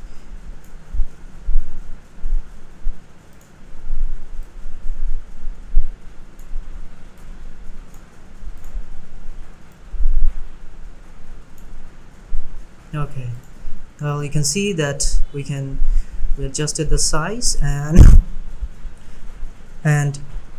this is exactly how we wanted it. And now we can see the wedding of Steve and Jenny, and we can just set the date to whatever date we want. Like it's 2023, we're gonna give it 2023, and we're just gonna keep the dates as it is now, and we're gonna keep the address as it is right now. Okay, now if we want to edit this a bit more furthermore, we can actually do that as well. So we can go to, once we get the template from the design, we're gonna go to the elements. Okay, now this is another part of the side panel, are the elements. Now I touched on it in the previous video when I gave an example of all of these, how we can use it. Okay, so we use these stars, so we're not going to use these stars anymore. So we can actually use these stickers, these glowing stickers like this one. We can just take it there, and you can see here we can also adjust the color. Let's give a bit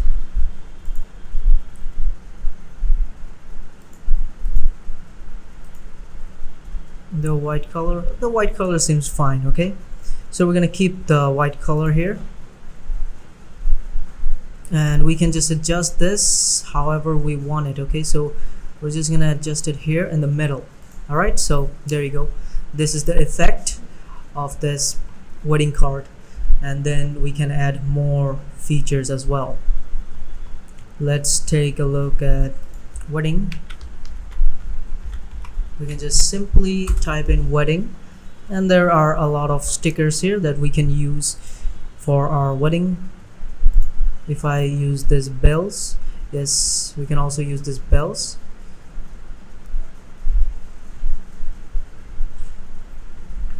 Or maybe we can just lose the bells. We can add, now most of these are all, let's see all of them. Most of these are all like the better ones. They're like pro. You gotta upgrade to pro to use the better ones. Okay, you can also try it for 30 days. Try the pro version for 30 days. Just try it out, see how it is. If you like it, you can purchase it. Okay,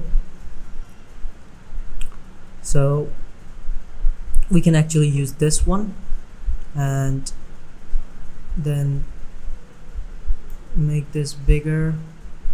We're gonna add this one, make this a bit smaller again, and then put it in the middle, or we can put it here as well.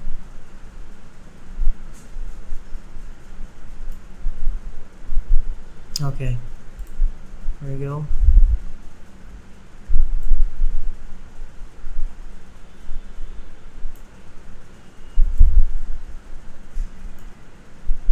Alright, that looks good. Okay, and then we can also edit this. Okay, position, transparency is going to be, let's go with, okay, so the transparency is like that, and because of that now we can see the text much more clearly, right? Now before, if I keep the transparency at like 100%, this might disrupt the text right here. Okay, so I just kept the transparency enough for the people to see, plus the text, they won't be hampered. Okay, and now we're going to add some more details into it. Like there are some more here, like the magic recommendations. Let's see, let's check these out. Now these are really good stickers that we can use. So only these three, 1 2 3 4 of them are free. The rest of them are like not free, so we can use this one as well. Okay, just gotta select this one and then move it over here, and we're gonna place it right over here. Okay, and now we're going to adjust the size. and then drag it again. And now we're going to set the transparency. Set the transparency enough so that people can view the text. Okay, maybe a bit more. Okay, so this is the wedding card. Now these are the elements that we used. If we want to use anything else, like we already typed in wedding, and if we want to add some things as well, more things, like let's see this one.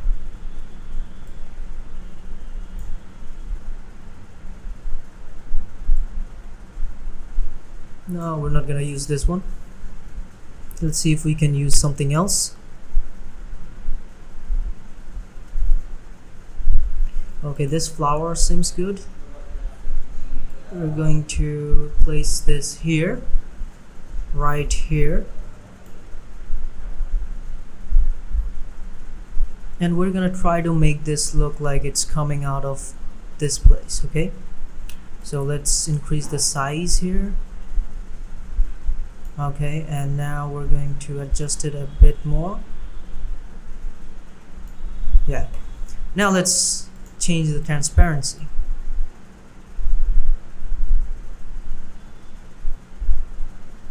Okay, now we've got that. Okay, that seems good. Now this is our wedding card that we created, and now let's move on to the other ones. Like this one is the upload section. Okay, I told you that I'm not going to touch on the brand hub because the brand hub is for the paid version of Canva. So I'm going to go to the uploads. So now in the upload section, you can see here I have some images right here that I recently uploaded, but you can also upload through like this. Okay, just go to your folder wherever your picture is, just select them and then open it. It will open up right here. Okay, so you can select your pictures from here. Like if I select this one, you can see here it appeared here, and I can now use this picture in my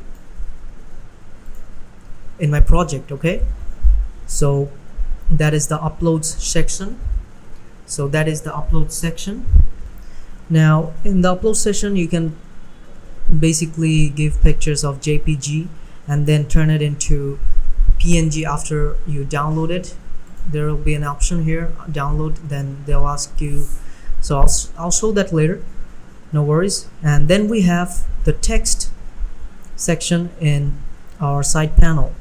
Now in the text section, you have this default text styles. Okay, add heading. Okay, this is the heading, subheading, and then we have the little bit of body text that we use, basically these types of stuff. Okay, so these are like the heading stuff, and we're going to, let's click on this one. Now you can see it's telling us to add a heading. Now if we want, we can just click here and type in anything we want, and then we can just drag it and place it wherever we want it placed. Okay, wherever we want it placed. And then we can also add the subheading through this as well. We can, same process. Okay, we can just type anything here, and then we can just drag and drop it anywhere we want. And the same goes for the body text as well. Just type in. The thing about the difference is that these parts are all designated in one size. Okay, so the heading size is this big, and then the subheading is a bit smaller, and the text, body text, is the smallest one. Yes, and you can also choose your font combinations here as well. You can choose the fonts, whichever fonts you want to choose from here. Like if I add a heading right there, and then if I choose this heading and choose a font for this heading, like this one, the glow one, you can see here that it's using this glow heading as well. So I can actually use these headings however I want it. I can edit it however I want. Alright, so that is the text section. Now let's go to the draw version. Once I click on the draw section here, you can see here this is an interface that appears, and we have some pencils here, pens and pencils here. So this one is currently selected. If we select this one, this is the more bolder term. So if we do this, you can see here that it's drawing. Okay, so we can use these pens to draw. All right, all of these stuff. And then this one is the thinnest one, so we can use this to draw as well. And the last one here is the eraser. Okay, so if we select the eraser, we can just simply erase every single one of it. Okay, so if I like do one here, do one here, and do one here, I can just select the eraser and just click on it here like this, and it will just erase it completely. Okay, and that is the draw section. I can also select the colors, like if I want this color to be something like red, I can select that. And if I want this color to be something, let's say this one, I can make that happen as well. And then I can use the eraser to just erase it completely. So that is the draw section. And then we have the projects. Okay, so this is the section where we keep our projects. Okay, the projects are saved here in this section. So this is the heading.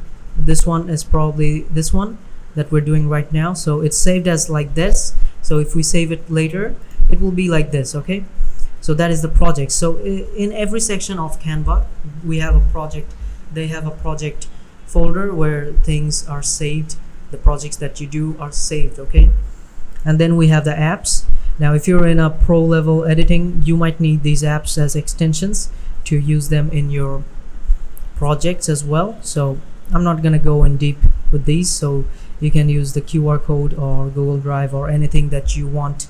Okay, so now that we're done editing our wedding card, okay, now we can do here is we want to save this. Okay, so I want to save this, download, and I want to save this not as a PNG, or if I want this, let's say this the sparkling that is going on in the background, I can save it as a Jiffy. Okay, and then I can select download, and it's gonna be ready. It's getting ready.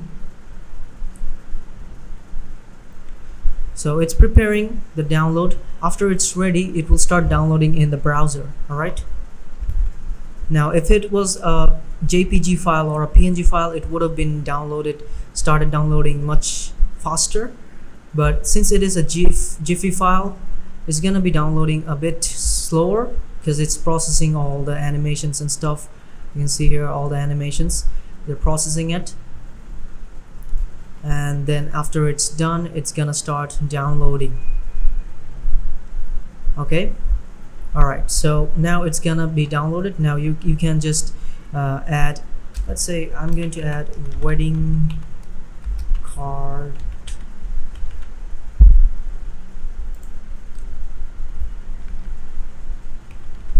wedding cards, and then we're gonna select it in the downloads. Okay, so I'm going to save it. So it's a GIF image, and once I've downloaded it, so it's downloaded. Now let's view this image.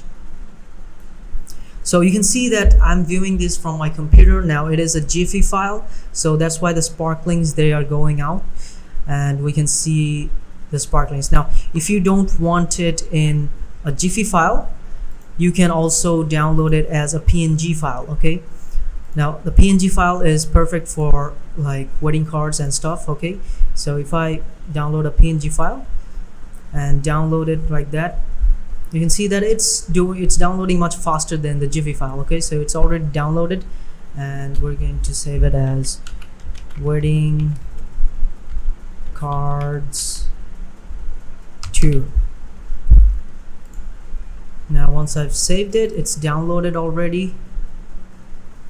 Now you can see that it's not glowing, right? But the image effect is there, but it's not glowing. So this is an ideal one for a wedding card. Okay, so So that's basically all the side panels, and I hope this was helpful, and I will see you in the next lesson. Hello and welcome back to another lesson on Canva. So in this lesson we're going to talk about the fonts and the popular fonts that are available on Canva. Now this could apply to globally with other platforms as well. Now, but in my choice there are like 7 fonts that I prefer, that which are best for Canva, using Canva in different categories. Okay, so there are some of these texts or fonts, they are very familiar to a lot of you guys. If you've been around Microsoft Word or Photoshop or any other platform, then you know these fonts, some of them. And if you're beginners, then no problem, you'll get to know them very shortly, and these are really good fonts and very popular fonts. Okay, now first we want to create a design. Let's go with docs.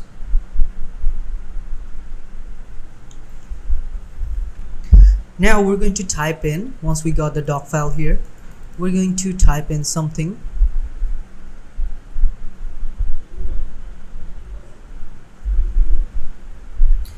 So we're going to type some things here and we'll see how we do this. So my name is Jerry, and now we're going to take a look at these fonts. Okay, now once we type in this, you can see here I'm going to select it, and I'm going to select fonts for this text here. Okay, now what font would go good with this text? I'm going to select it, the whole text here, or maybe I can just do it from here. Okay, so here you can see this is the heading, subheading or subheading. Okay, we're gonna keep it in the heading. Okay, and we're going to select fonts for this. So once I click on this, it will change, but I have to select the whole text here. All right, so once I select it, now I'm gonna go to the font, and you can see that these fonts are being selected right now. Okay, so any type of font that I want, I can select it. Now the font that I'm looking for first is Open Sans. All right, now Open Sans is a very popular and widely used font that is used globally, Open Sans. All right, now once I click on Open Sans, there are some variants of Open Sans as well. Open Sans Bold, Open Sans Condensed, Open Sans Light. Okay, so we're gonna select Open Sans. Now you can see it's just the classic font of that we use. Okay, so Open Sans Bold is the classic bold, and then Open Sans Condensed is like this, and then we have the Open Sans Light. So the Open Sans is like the classic font of any platform that you can use, and it is a very popular font. So if you're like making something simple, or you don't want to mess around and you just want to keep it straightforward, you can just use the Open Sans simple font for your projects. Okay, now the second one is a bit loony type, and it's best if you're making something like a Halloween themed content or project that you're making, or anything like spooky type of content that you're making. You see, you can actually find one font here which is called the Blood Drip. Okay, now the Blood Drip font, it's pretty fun. Okay, so if I just click on Blood Drip right here, you can see here that the Blood Drip is pretty gnarly, right? It's really gnarly. Now it is best used in Halloween themed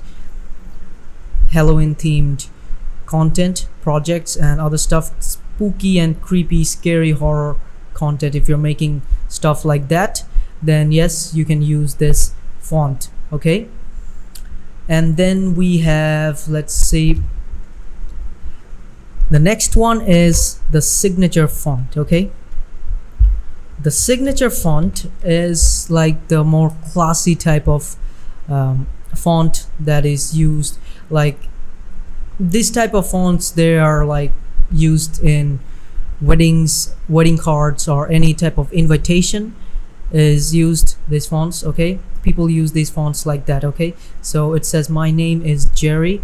So you can see if you're using something like official or inviting someone, you can actually use this font to edit your projects. So the signature font can be used very often as well. You know, if you're like if you want to sign your name, you can use this font to type in your name. Okay, and just use it as a sign. Now it's not gonna be the same sign as your original sign, so it will still look very classy.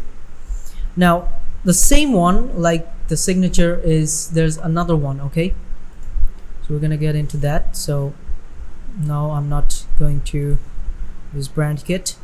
I'm going to search for another one, which is Liana.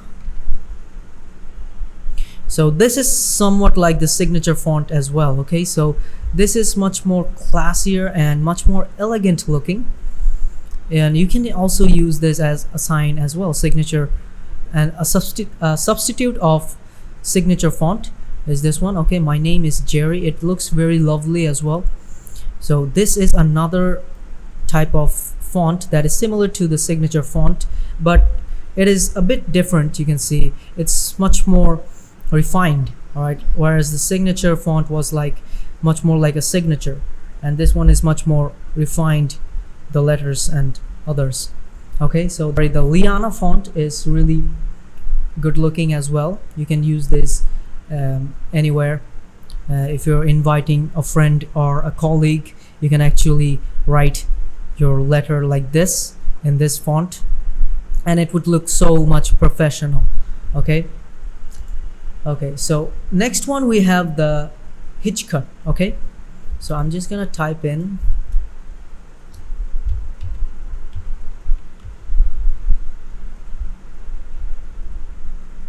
Hitchcut.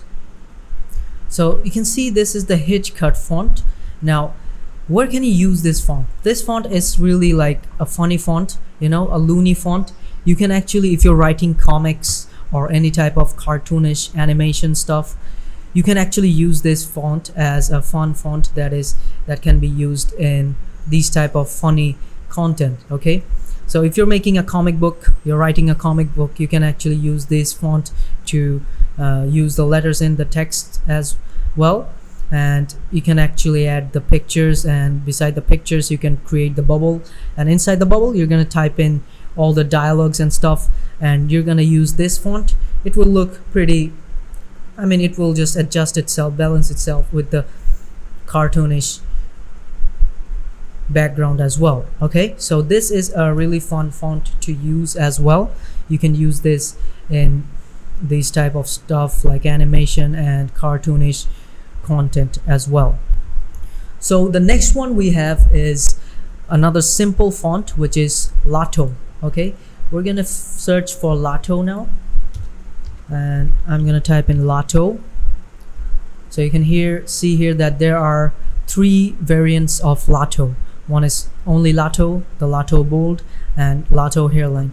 Now you can see a variable in this font as into the first one as well, Open Sans. The Open Sans font also had a few variants to itself as well. So this one has its variants as well. So if I select this one, first I need to select my text, and then I can change the font. Okay, so Lato, you can see here, this is a very simple font. Okay, the Lato font, and if I like change the Lato font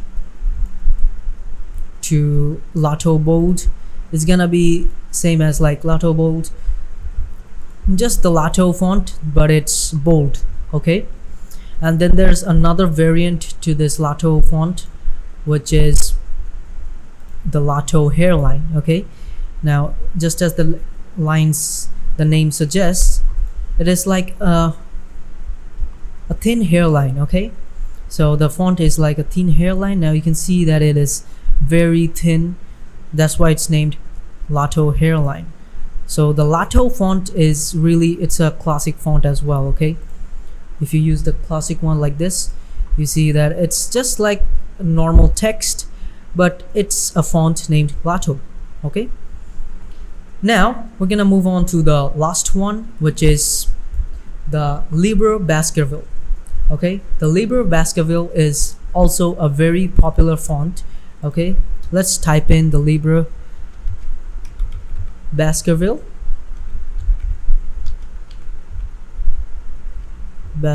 Okay,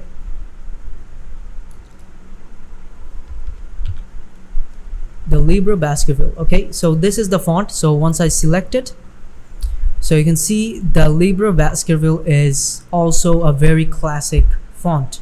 All right, it's pretty classic, and you can see that the designs here, the letter designs, it's like much more, it's different than the last ones, right? So the Libre Baskerville is very classic, and it can be used anywhere in any project. You can use this font, I mean literally anywhere. You can write a letter, you can make comics, you can make wedding cards using this font. Okay, just simple and elegant. The Libre Baskerville, it is very, very convenient, you know, you can use it anywhere. So it is a very good font to use as well. So those were basically the fonts that I chose to present, and those are the fonts that I chose to like, which are to me are the best ones in Canva. Okay, so in Canva you can actually use, you might have other preferences as well. There are tons of lots of fonts available in Canva. Okay, there are like so many fonts here, so you can choose any type of font that you like. Okay, so you can actually choose any type of font that you want, and it's up to you. But to me, these 7 fonts, these are like the best for me. I prefer these fonts to use when I am doing any project or anything else. All right, so I hope this was helpful and informative, and I will see you in the next lesson. Okay.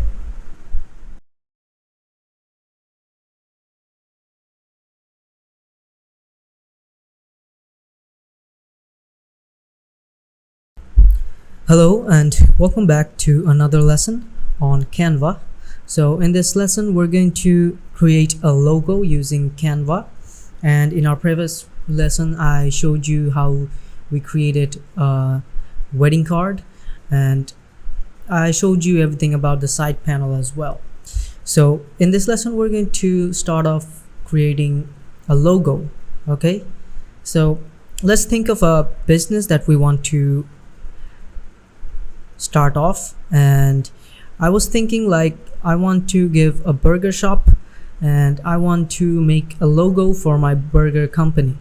For the business that I'm going to start, I'm going to create a logo for my burger shop. All right, so I want to create a logo. In order to do that, I'm gonna go here and search here. Okay, I can also go here, create a design, and type in logo.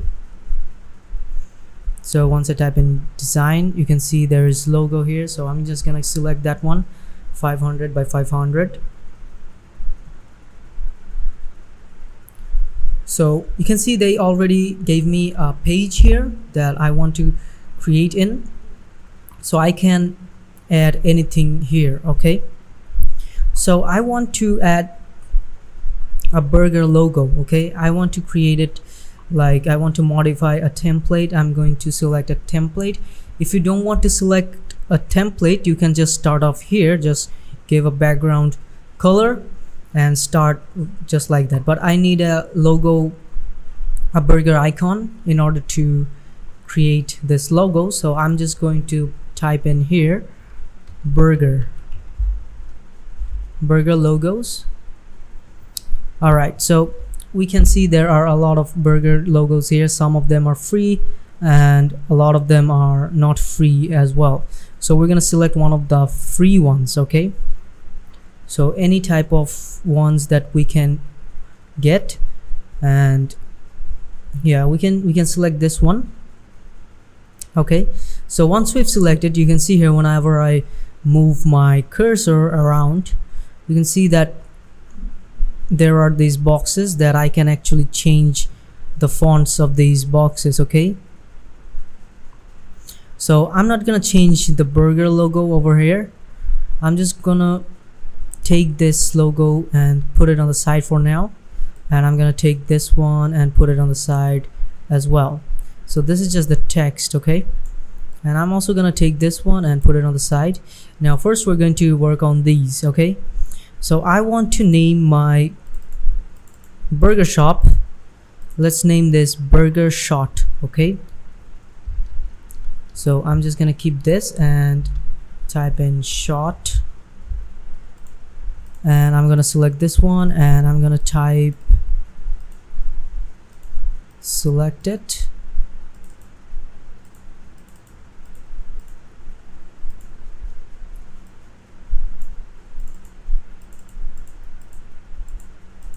Put the cursor here, and then I'm going to type in burger. So I'm keeping it all of these in capital letter because the fonts are really small, so it doesn't matter. So for now I'm just gonna place this here and this over here because we're gonna use it later. Okay, so Burger Shot, and let's select that here. Now we're gonna take this burger logo, burger picture, and keep it like that. Now since our name is Burger Shot, it makes sense to give a target icon, right? So we're gonna go to elements and let's type in target icon. Okay, so we have our target icon, and let's use this one. Okay, and we're gonna place it right over here.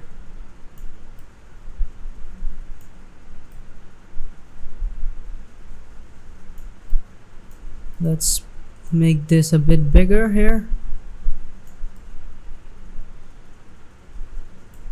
and put it right here, and we're gonna increase the size.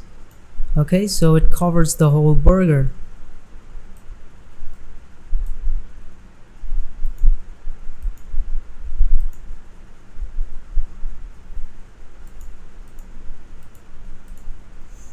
Okay, no, we're not gonna use this one, we're just gonna use this one.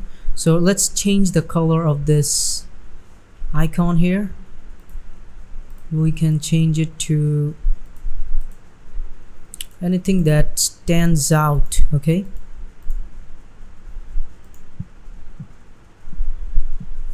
we'll just keep it in black.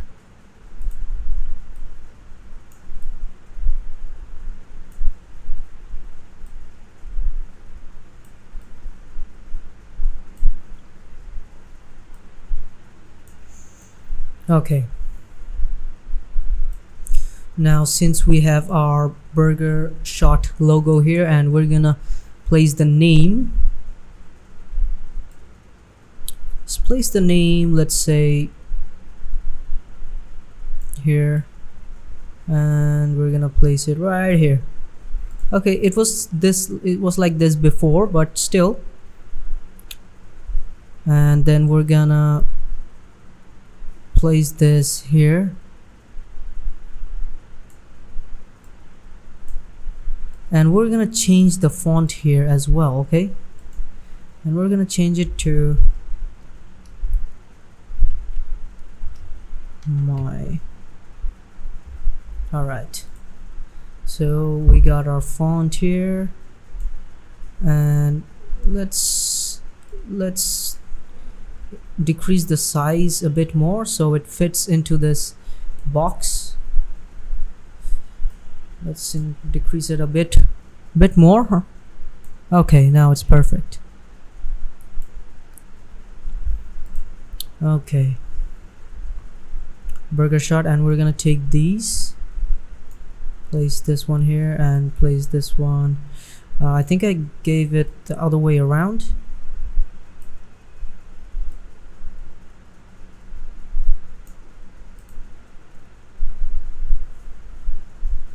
Okay, let's see if we can do anything about this background here. Let's try to change the whole background.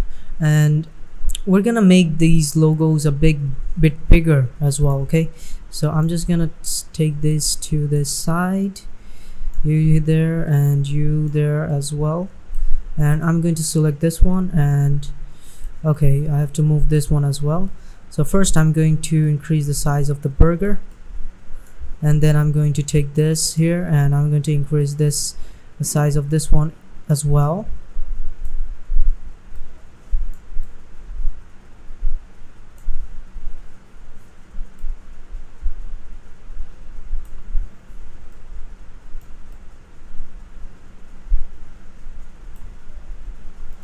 Okay,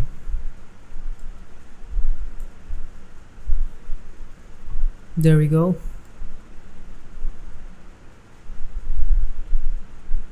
Alright, and now we're gonna place these texts here.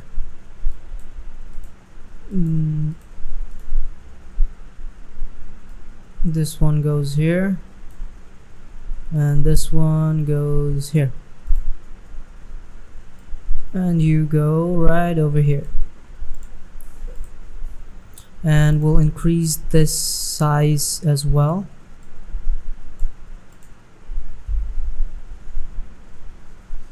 And this one also, we're gonna keep it right here.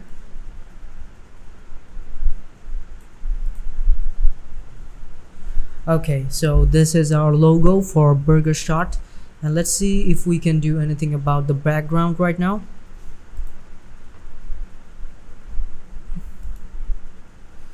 Full black background, or this one seems kind of nice, but no, we want to keep it a bit. Okay, this one seems good, so let's keep this one. Okay, so now we've created the logo. Let's see if we can change, if there is any need to change the font color here as well. Let's go with black. Also this one, we're gonna go with black as well. Select it. Okay.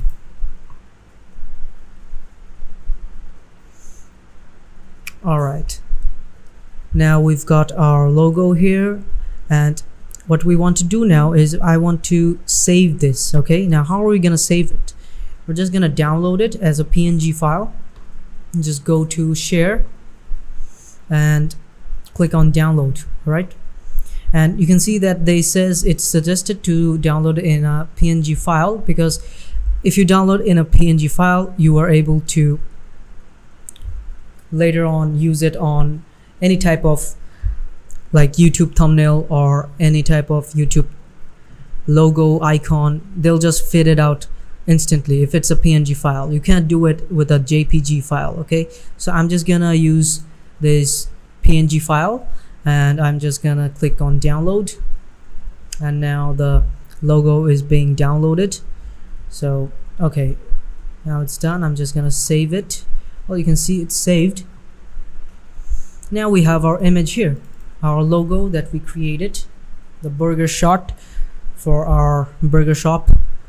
So we can use this logo anywhere we want. Anywhere we want to place the logo, we can just place it. Okay, so that is how you actually download and make this logo. You can make it as well yourself, and it doesn't have to be a burger shop. You can do it for your own company or your own business as well. Okay, so I hope this was helpful, and I will see you in the next lesson.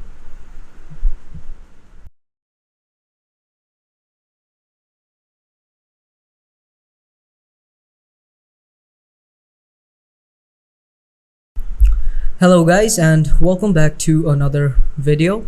And in this lesson we're going to create a thumbnail. More specifically, we're going to create an YouTube thumbnail, and I'm gonna show you all the process, and we're gonna build it from scratch. Okay, so YouTube thumbnail, it's very easy to make with Canva, but to show a demo, if I go to Google and type in YouTube thumbnails,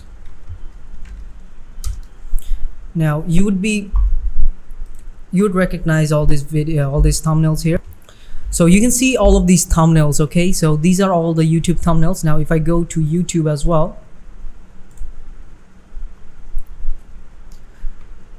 so you can see these are all the thumbnails that YouTube is showing right now. Okay, so we're gonna make a thumbnail similar to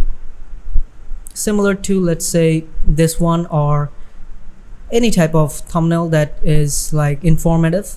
So you can see all of these thumbnails, they are made by people who are making these videos, or you can also make thumbnails by hiring people who are expert in graphics and graphics designing. So all of these thumbnails you can see here: boost your finances fast. Now this is a very good niche, a popular niche right now to make money online. And all of these, you can see these informative. So let me add informative YouTube thumbnails. You can see here this one is a great example of an informative YouTube thumbnail. See this guy, and how do I find a business idea? Yeah, and this one as well.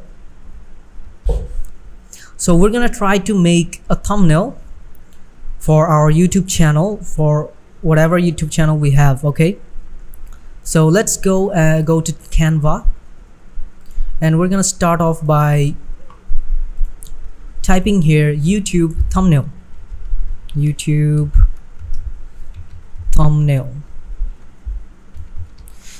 Now once I type in YouTube thumbnail, the algorithm in Canva, they're gonna find us the thumbnails that we can use, or the templates. So you can see here there are a lot of templates here. Now this particular one we just took a look at on Google. Okay, so I want to make a thumbnail which is saying how to grow your YouTube channel fast. Okay, growing our YouTube channel fast. Now if we can, let's say this one, or maybe, well, any type of, okay, so how to grow our YouTube channel. Now I'm going to lay the foundation of the channel for, like, with this one. Let's see. So this is a pretty simple one, so we're gonna choose another one. Okay, let's go with, so we can see here that this one is much simpler, but we can use this one. Okay, so I'm just gonna take this template and click on customize this template. So after we clicked on that, we can see that here is the interface here. Okay, so at the beginning we're gonna work ourselves here. All right, so it says crypto next move. So our channel is about making money or growing our channel. Okay, so I want to show something else. Okay, so I'm gonna select this picture and I'm just going to minimize this picture.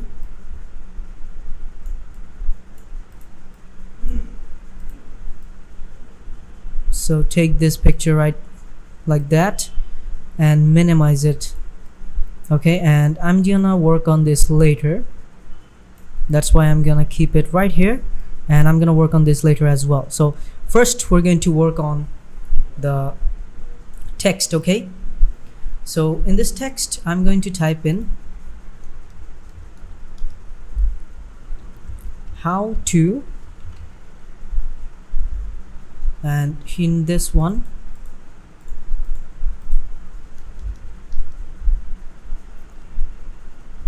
grow your, and we're going to take this and we're going to align it, and in this one I'm going to type in YouTube channel. or just simply, or maybe YouTube.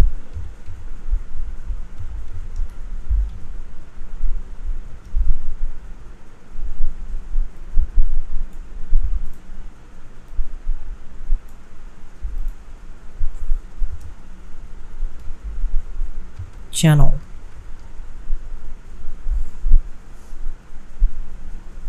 Take this a bit up and take this here as well, and we're gonna place this one right here, and we're gonna take the text of this one, we're gonna select this text here, and we're going to change the color into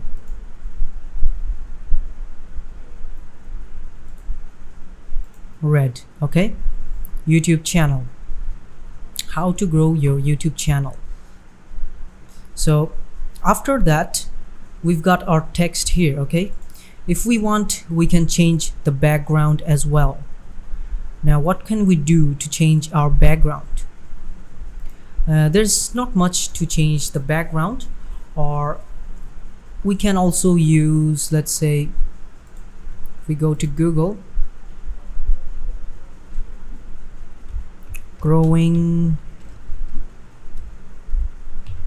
YouTube channel,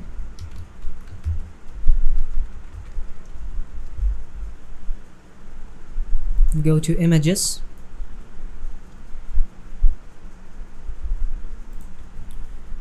background, picture.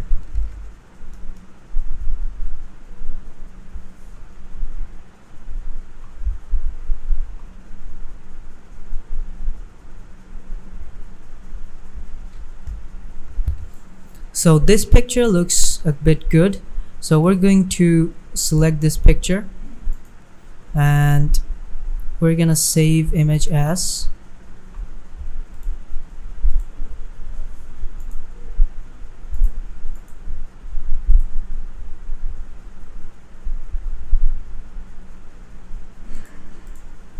We're going to go and click on save image as.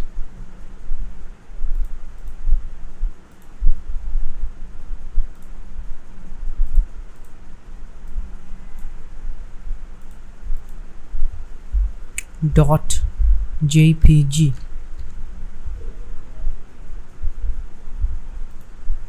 So once we've saved this, okay, we have our jpg file. We're gonna go to Canva and we're going to go to uploads, and we're gonna upload that picture.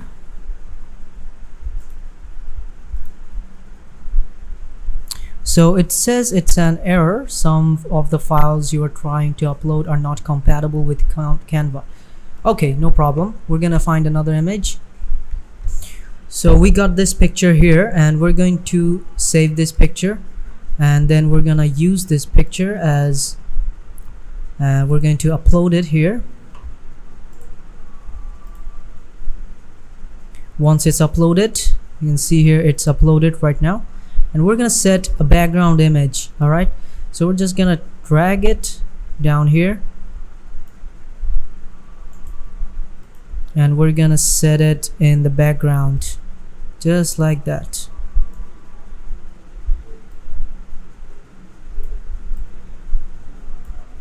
And now we're going to position it. Select this and position it backward. All right, once it's done, you can see here the background has been changed, and we can just set it up like that. Okay, now once it's done, we can see here we placed this fine lady over here, and we're going to adjust said fine lady.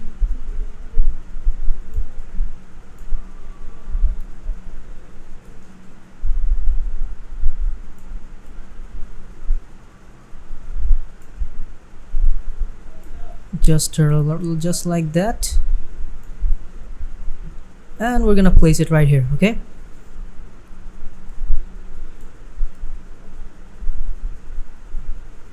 and we're we're gonna place this one like that. And now you can see that the interface has been changed drastically, right?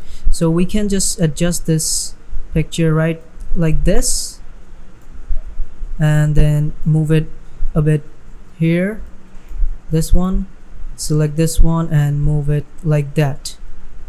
Alright, and we're gonna place this chart over here. And if you want to place anything else, you can do that as well. Okay, so this looks pretty good, how to grow your YouTube channel. And if you want, you can also work on these text as well. Now if you want, you can use any other image as well, like this one. If I wanted to use this image, but this image is not really good because the background is really not compatible with this image right here. Okay, so now we have this image right here, and okay,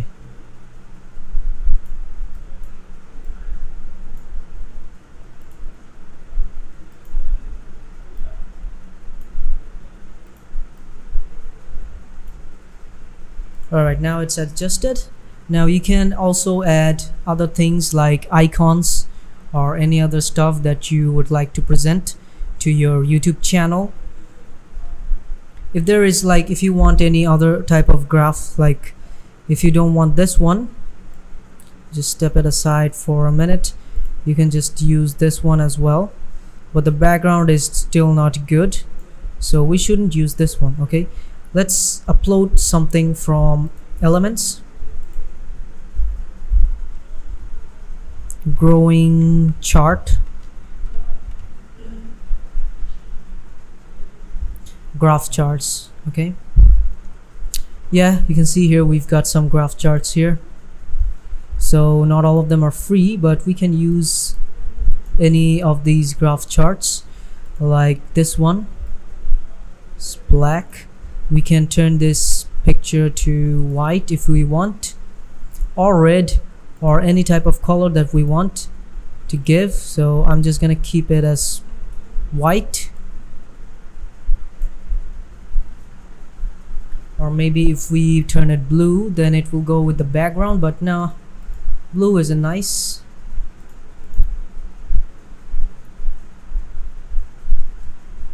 Place it like that.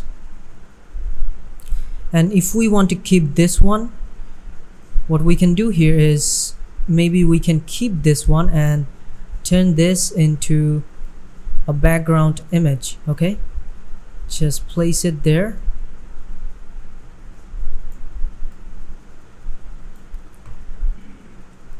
And increase the size more. And here you can see, once it's done, we can change the color a bit.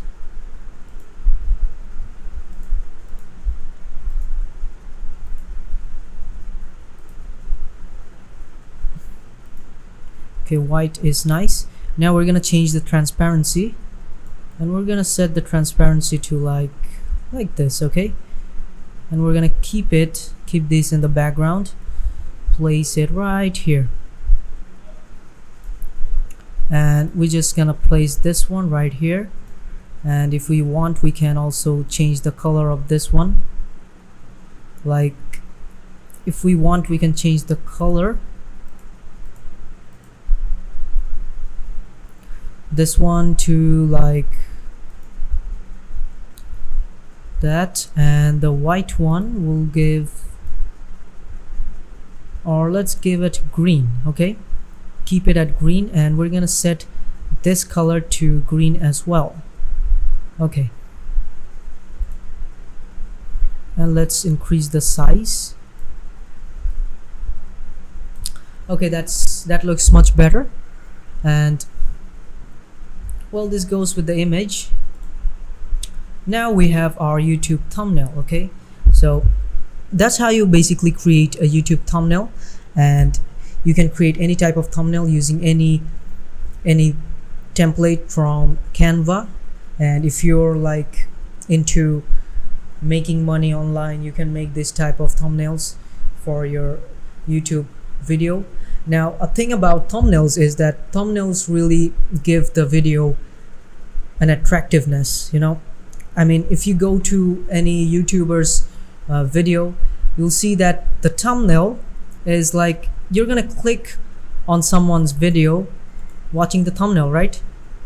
For instance,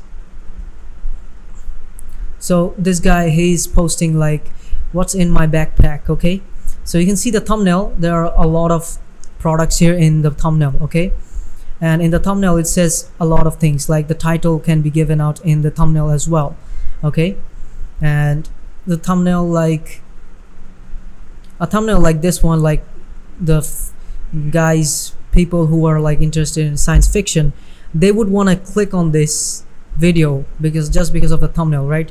Right after they like press on this one, before they press on this one, they'll see the thumbnail and they would want to click on this thumbnail, right? So that's basically the function of it. And also, for instance, this guy, you can see here, he's saying 10 easy ways to lose belly fat while sleeping, okay? So like just like the title, you can see the title is very attractive as well, you know. The thumbnail is also attractive because who wouldn't want to lose their weight overnight just by sleeping, right? Like he said body here, body type here. So if you want to create a YouTube thumbnail, you can easily do that with Canva. And if you, after you're done making the whole thumbnail, you can just simply go here and download it, and be sure to download it in the PNG file, PNG format. Just press on this download here and it will start downloading the image right away. So once it's done, all right, now it's downloaded. Now let's take a look at the image. So you can see here, this is the whole thumbnail that we created with Canva, using the Canva. And this was the whole process, how you can do it very easily, okay? So that was the process, and I hope this was helpful, and I will see you in the next lesson.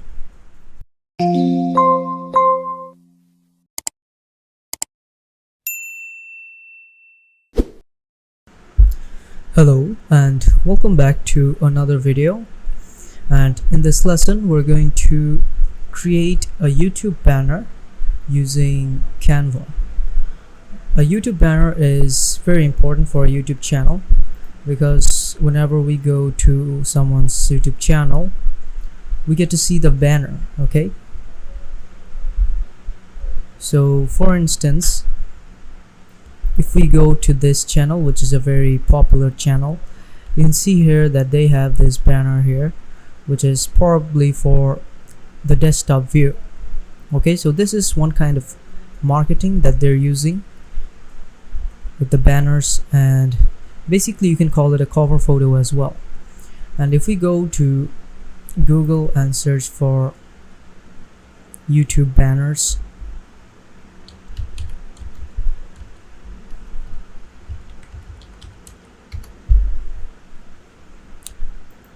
you can see here there are a lot of YouTube banners on Google as well, and these are all just examples, or they can be like from different users as well. Now we might also get to see these banners in Canva as well, as using templates, you know, these templates that you can use. So these are like all different types of banners that show on YouTube as the cover photo. All of these are like banners, this one as well. So basically every channel has their own banner. Either they make it or they just hire people to make these banners for themselves. But now if you want to make it yourself, you can easily do it using Canva, because Canva functions as a free graphics designing platform as well. So using Canva, we're going to create a YouTube banner, okay? Now you can use Canva, the pro version, to make it, so you can have unlimited and the best templates to work on.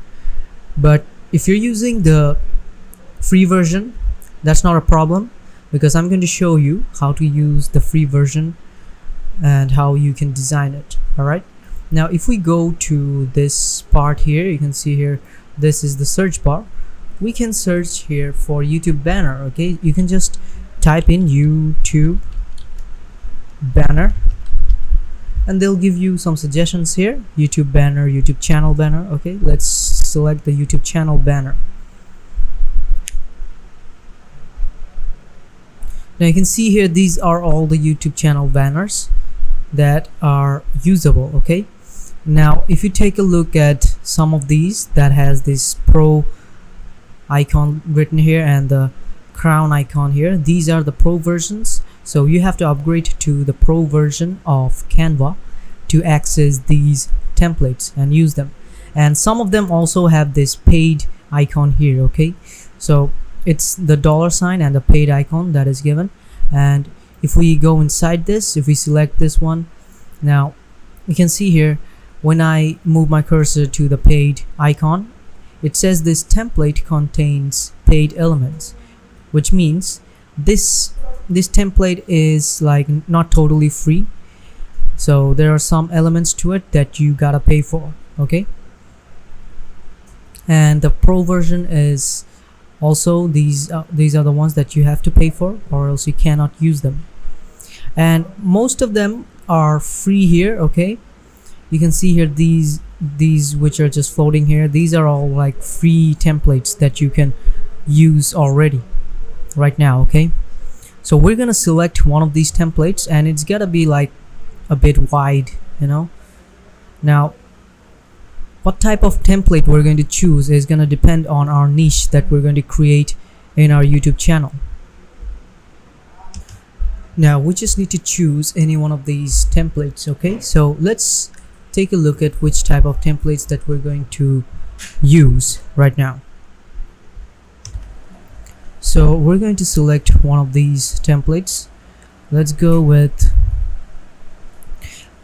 a simple tech-based template we're gonna take here. So we're gonna use this one. Okay, so just click on customize on this template and it will take you to another tab in which you can start editing. Okay, now you can see here all of these are set and we can actually change every single aspect of this template, even the logos. And so we're going to just select this one and delete this one because we're not going to need it.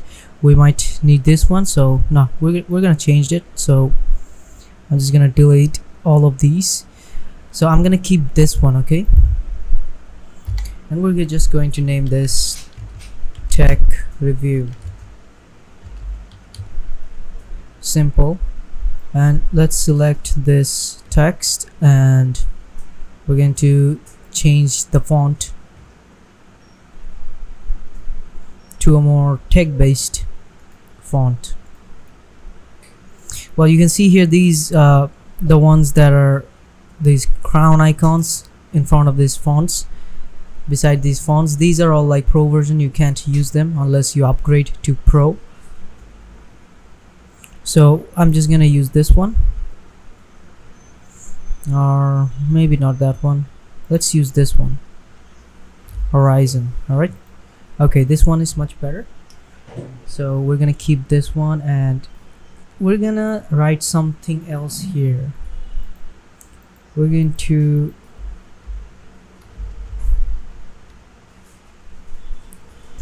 we're gonna type in tech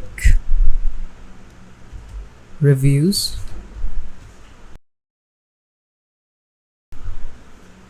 every Friday. So the description is tech reviews every Friday. All right, and now we're going to cut up this one.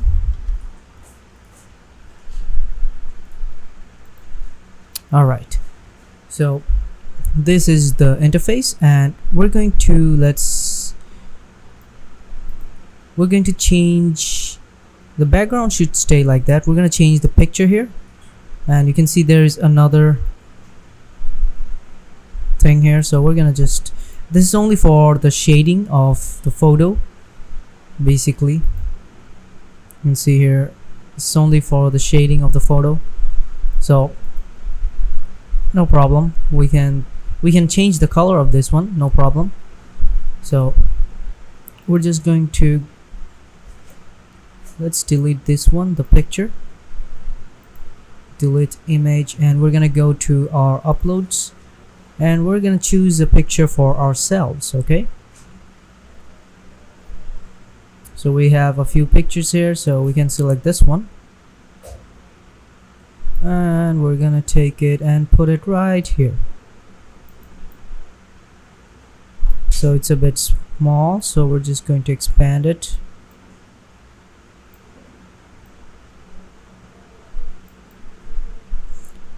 To just fit it there, and when it's fit, we can just, there you go. So now we're going to keep, I've decided we're going to keep the background image, but we're going to do something here else here. Okay, we're going to do something else here. If we keep it like this, sorry about that.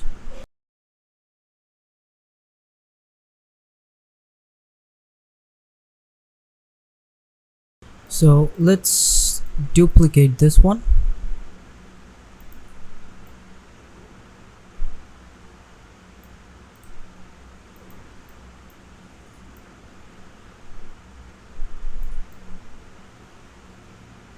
And we're gonna make this bigger and place it right here. A bit bigger. Yes, we're gonna place it right here. This one is displaced. Okay, and now we're going to set this, the position of this, to like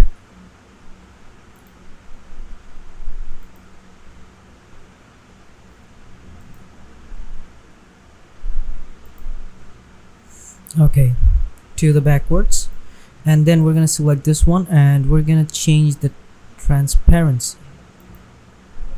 First this one, and then we're gonna change the transparency.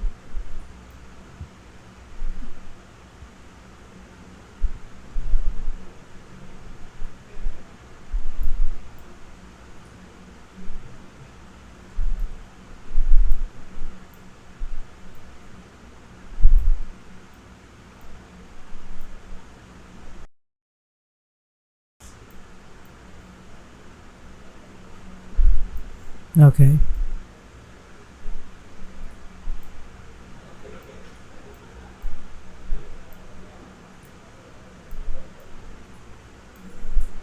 Increase this one as well. All right.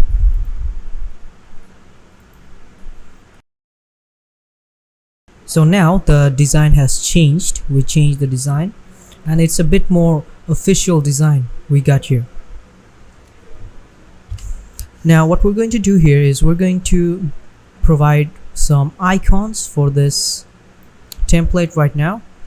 Let me increase the size a bit more here. Okay, now it's done. Now we're gonna create some icons, and for that we're gonna go to the elements. So these are basically all icons we can get. So we're going to search for icons like subscribe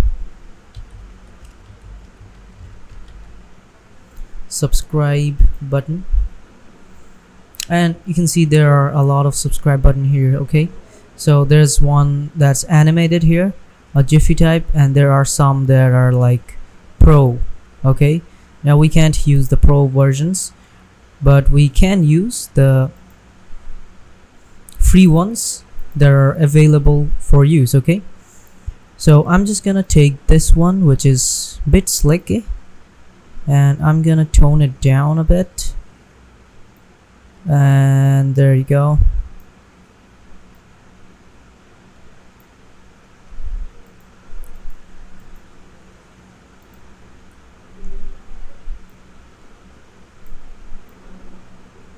And we're gonna just place this right up here.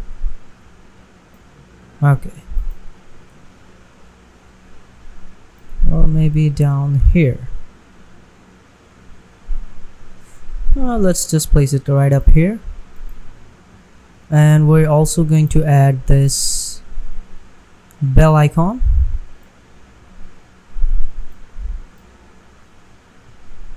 we're gonna place this here. All right.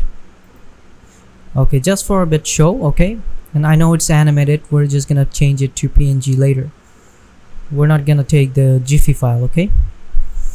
All right, after we've done that, we're going to create some icons which are like Facebook or social media icons like Facebook, Instagram and Twitter. So let's go to the elements again. So let's go to the search button and we're going to type in Facebook icon or logo or whatever you want to search for. So these are the Facebook icons. So I'm just not gonna use any of them. I'm just going to use the first one, which goes with the color of my banner, right? So we're gonna choose between these two. Let's choose this one first, how it looks.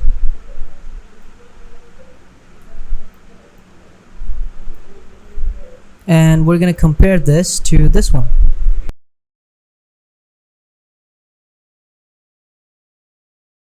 So we're gonna compare these two icons, and I'm gonna guess this one looks a bit not recognizable, so we're gonna keep with this one. Okay, this one's a bit more darker, so I'm just gonna keep this one here, right over here, and we're gonna tone it down to this size. And yeah, it looks kind of good because it's fading away kind of. And now we're going to use the Instagram icon. Let's get the Instagram icon. There it is. So we're gonna choose one from here as well. So we're gonna choose between these two again. Take this one and put it here, and we're gonna also take this one.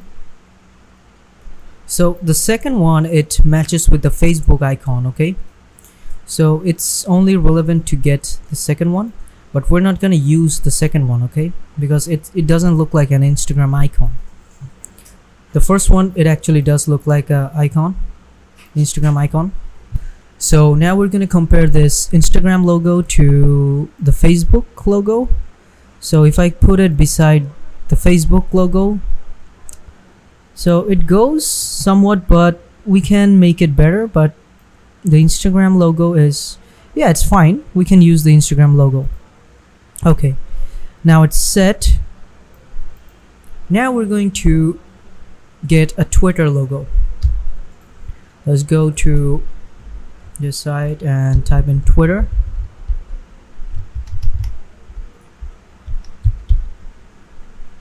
Twitter logo. And yes, we're gonna take the third one because it goes with our background here. So I'm just gonna take this one and move it here, and you can see that it's a bit different from the other icons, right? So we can just search for more Twitter logos that might look like the other ones. So we have one here, but this is like the pro version. We can't use this one. This is the one that we chose here, so we can't use that one either. So it seems that we don't have that much like that logo here, so we can actually edit. So we're gonna try to edit this image, or we should go here and we're going to click on that, and we're going to change the colors and see. Okay, this one matches. All right, so once we change the color of the Twitter, it actually matches with the other ones, right? Yes. So we have the Twitter icon here, and we're going to adjust it just like that. All right, so once we've adjusted the size, you see here Facebook, Instagram and Twitter. So if we want to add something else, like let's add a TikTok logo as well. So type in TikTok icon.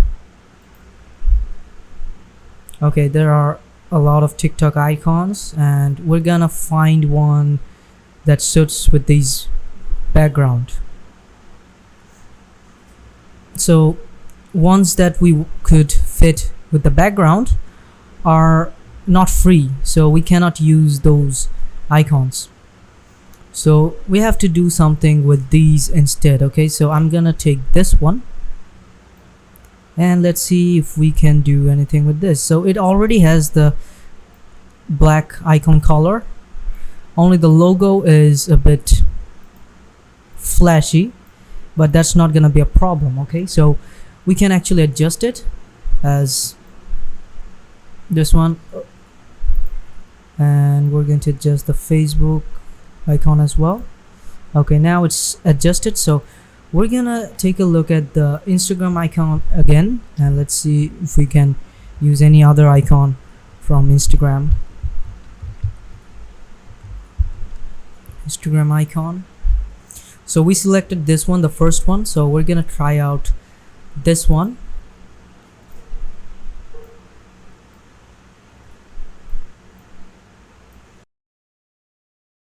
So let's compare this one to this one. So the one we chose right now is much more, it goes with the other icons, right? So we're gonna keep this one, and we're gonna delete the other one. Let's select this one and then delete it, and we're going to create some space between the icons so that it doesn't look jam-packed. I'm gonna place it perfectly aligned with each other. Okay, so now it's aligned. Now we can also add other icons if you want. I think the Facebook icon is a bit smaller than the other ones. Okay, now it's perfect. In every icon it's perfect. So maybe we should keep it a bit up here. All right, right here.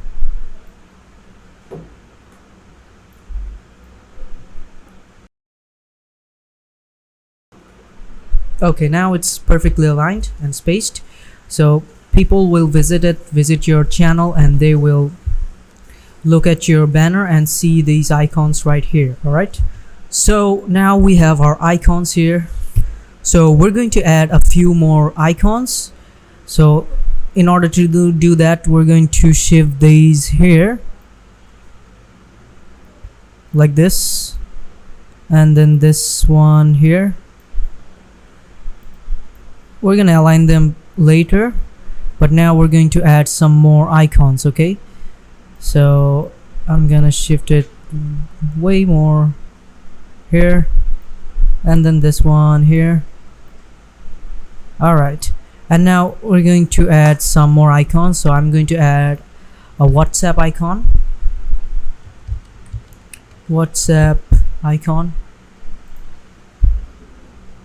Okay, so you can see here the WhatsApp icon is the one that we want. Would like that the one that will go with this background is not available, or it's not free. Okay, I mean, we have that type of icon right here, but it's not free, so we cannot use that one. The WhatsApp icon is basically all of them are not that free. We can use this one, and if we try to change the colors, we can try to do that. So there are no WhatsApp icons that are like free. So if we just take this one and change the color, like black, or let's turn it white, fully white, ash, black, let's turn it white. Okay, I'm just gonna take this and post it right here, and now we're gonna take the Telegram icon.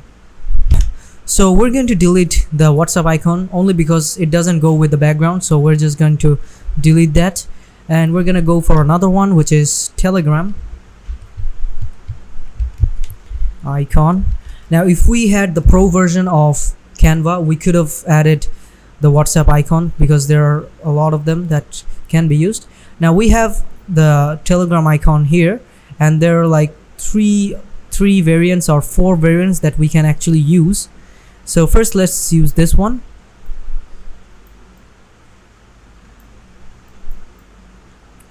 And you can see that this one it does go with the background, but we have options as well.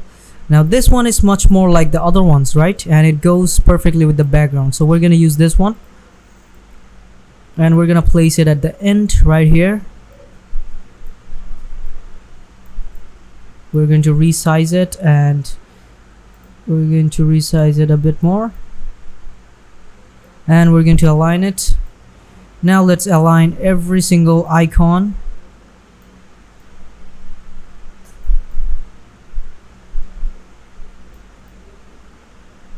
I'm going to align it like this.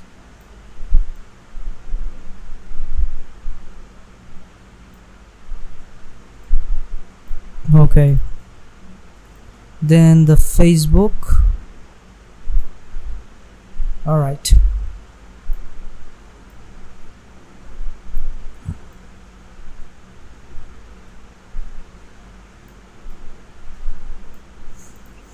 Okay, now it's every single icon is perfectly aligned, you can see here.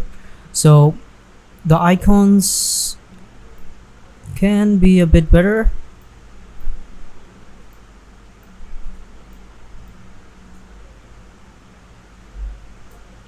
Alright, now it's perfectly aligned. Now you can see that how I added the icons, right? Now what I want to do here is I want to add a like button.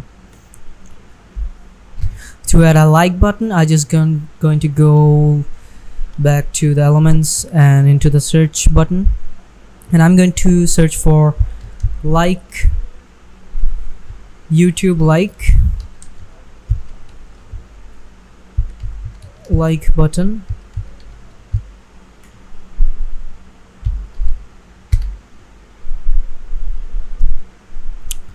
Let's see if we get any like button or not.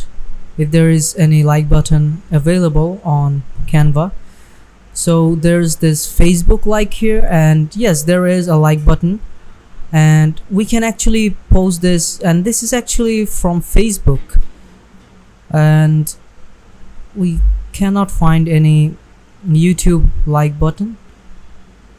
So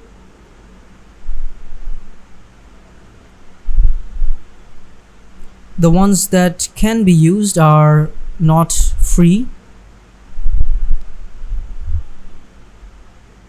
so it's best if we don't use a like button, or we can just replace this subscribe button.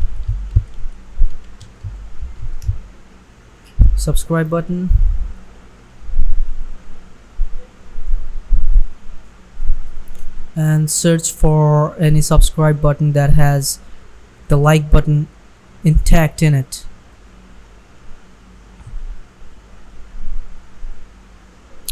We got one, but this one is the pro version, so we cannot use that one. So you can search a lot like this. Okay, if you have the pro version, it's good for you. You can actually use the pro version to use it like this. All right. Now since we didn't find any, we're just gonna keep it like this, and we already have the bill icon right here, and we're gonna work on these texts a bit. Okay, so I'm just going to take this, it's gonna stay right here, and I'm going to select the whole tech review button, and I'm going to change the color of this text. Okay, so once I do that, you can see here the text color is changed, but it's not to our liking, so we're going to change it more. Okay, so let's see if we can change it to something better other than white.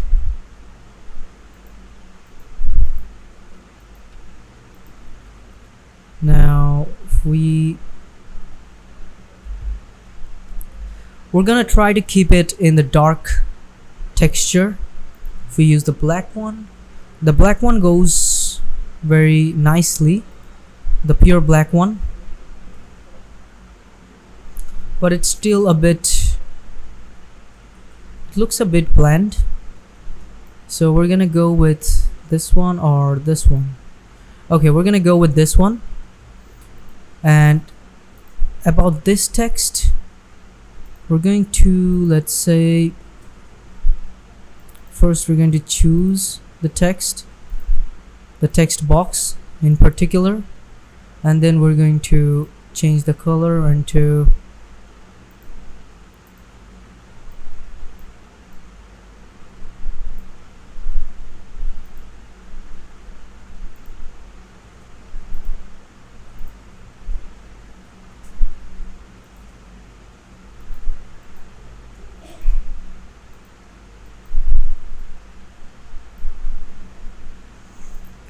let's change the font first. Okay, let's take it to this one. All right, okay, this one looks good. Now let's change the size and now the color.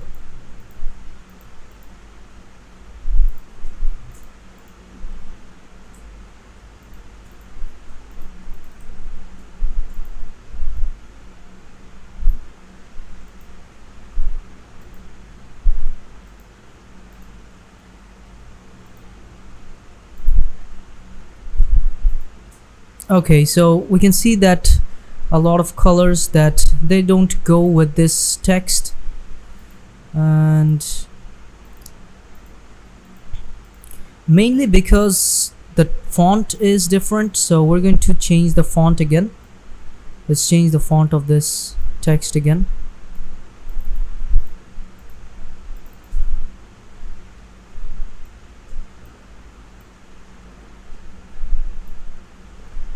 And we're gonna give it a bit bolder attire, like this one.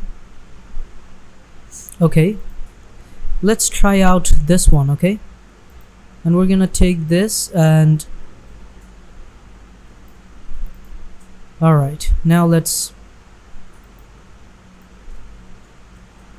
select it and we're gonna change the color.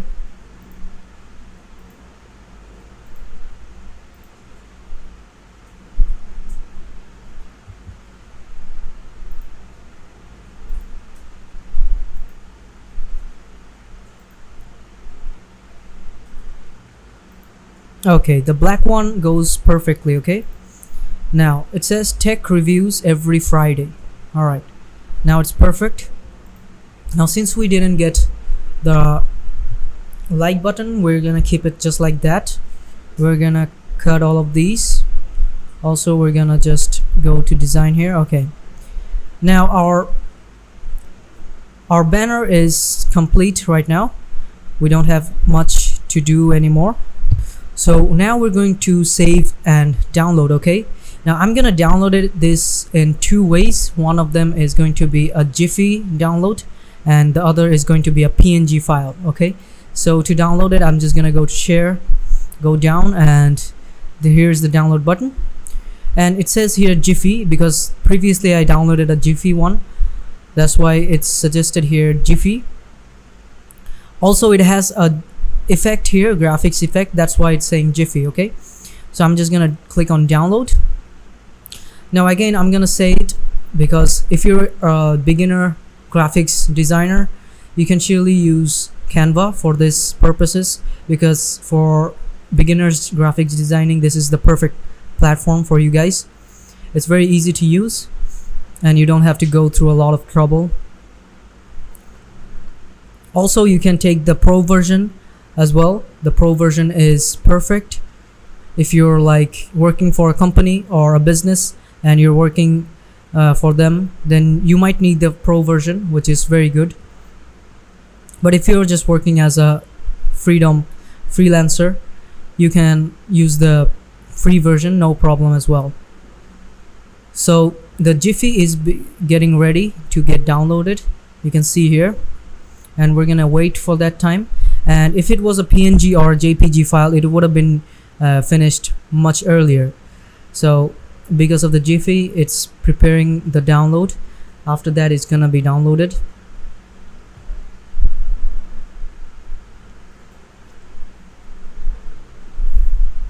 So now it's ready to get downloaded. It's gonna ask me. So black modern vlogger YouTube banner. Okay, save. Now we're going to view it. Now this is a Jiffy file. Okay, now since this is a Jiffy file, you can see here that the bell icon it's doing what it's gonna do, it's supposed to do, and it's doing the animation right here. And now we're going to download a JPG, or not a JPG file, we're going to download a PNG file.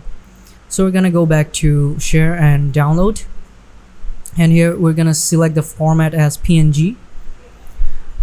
Alright, okay, so now I'm just gonna press on download. Now you can see the PNG file just downloaded instantly, because this takes less time, and this is just a picture. So I'm just gonna change the name to 2. Alright, now that is done, we can view it. Now you can see here, this is the normal PNG file, and with the PNG file you can use it in anywhere. It fixes its resolution instantly, right? The PNG files. So that's how you're gonna make a YouTube banner using Canva. It's pretty easy. You can see I made it, like, if you're a professional, you can make it in like half an hour time. So I hope this was helpful, and I will see you in the next lesson.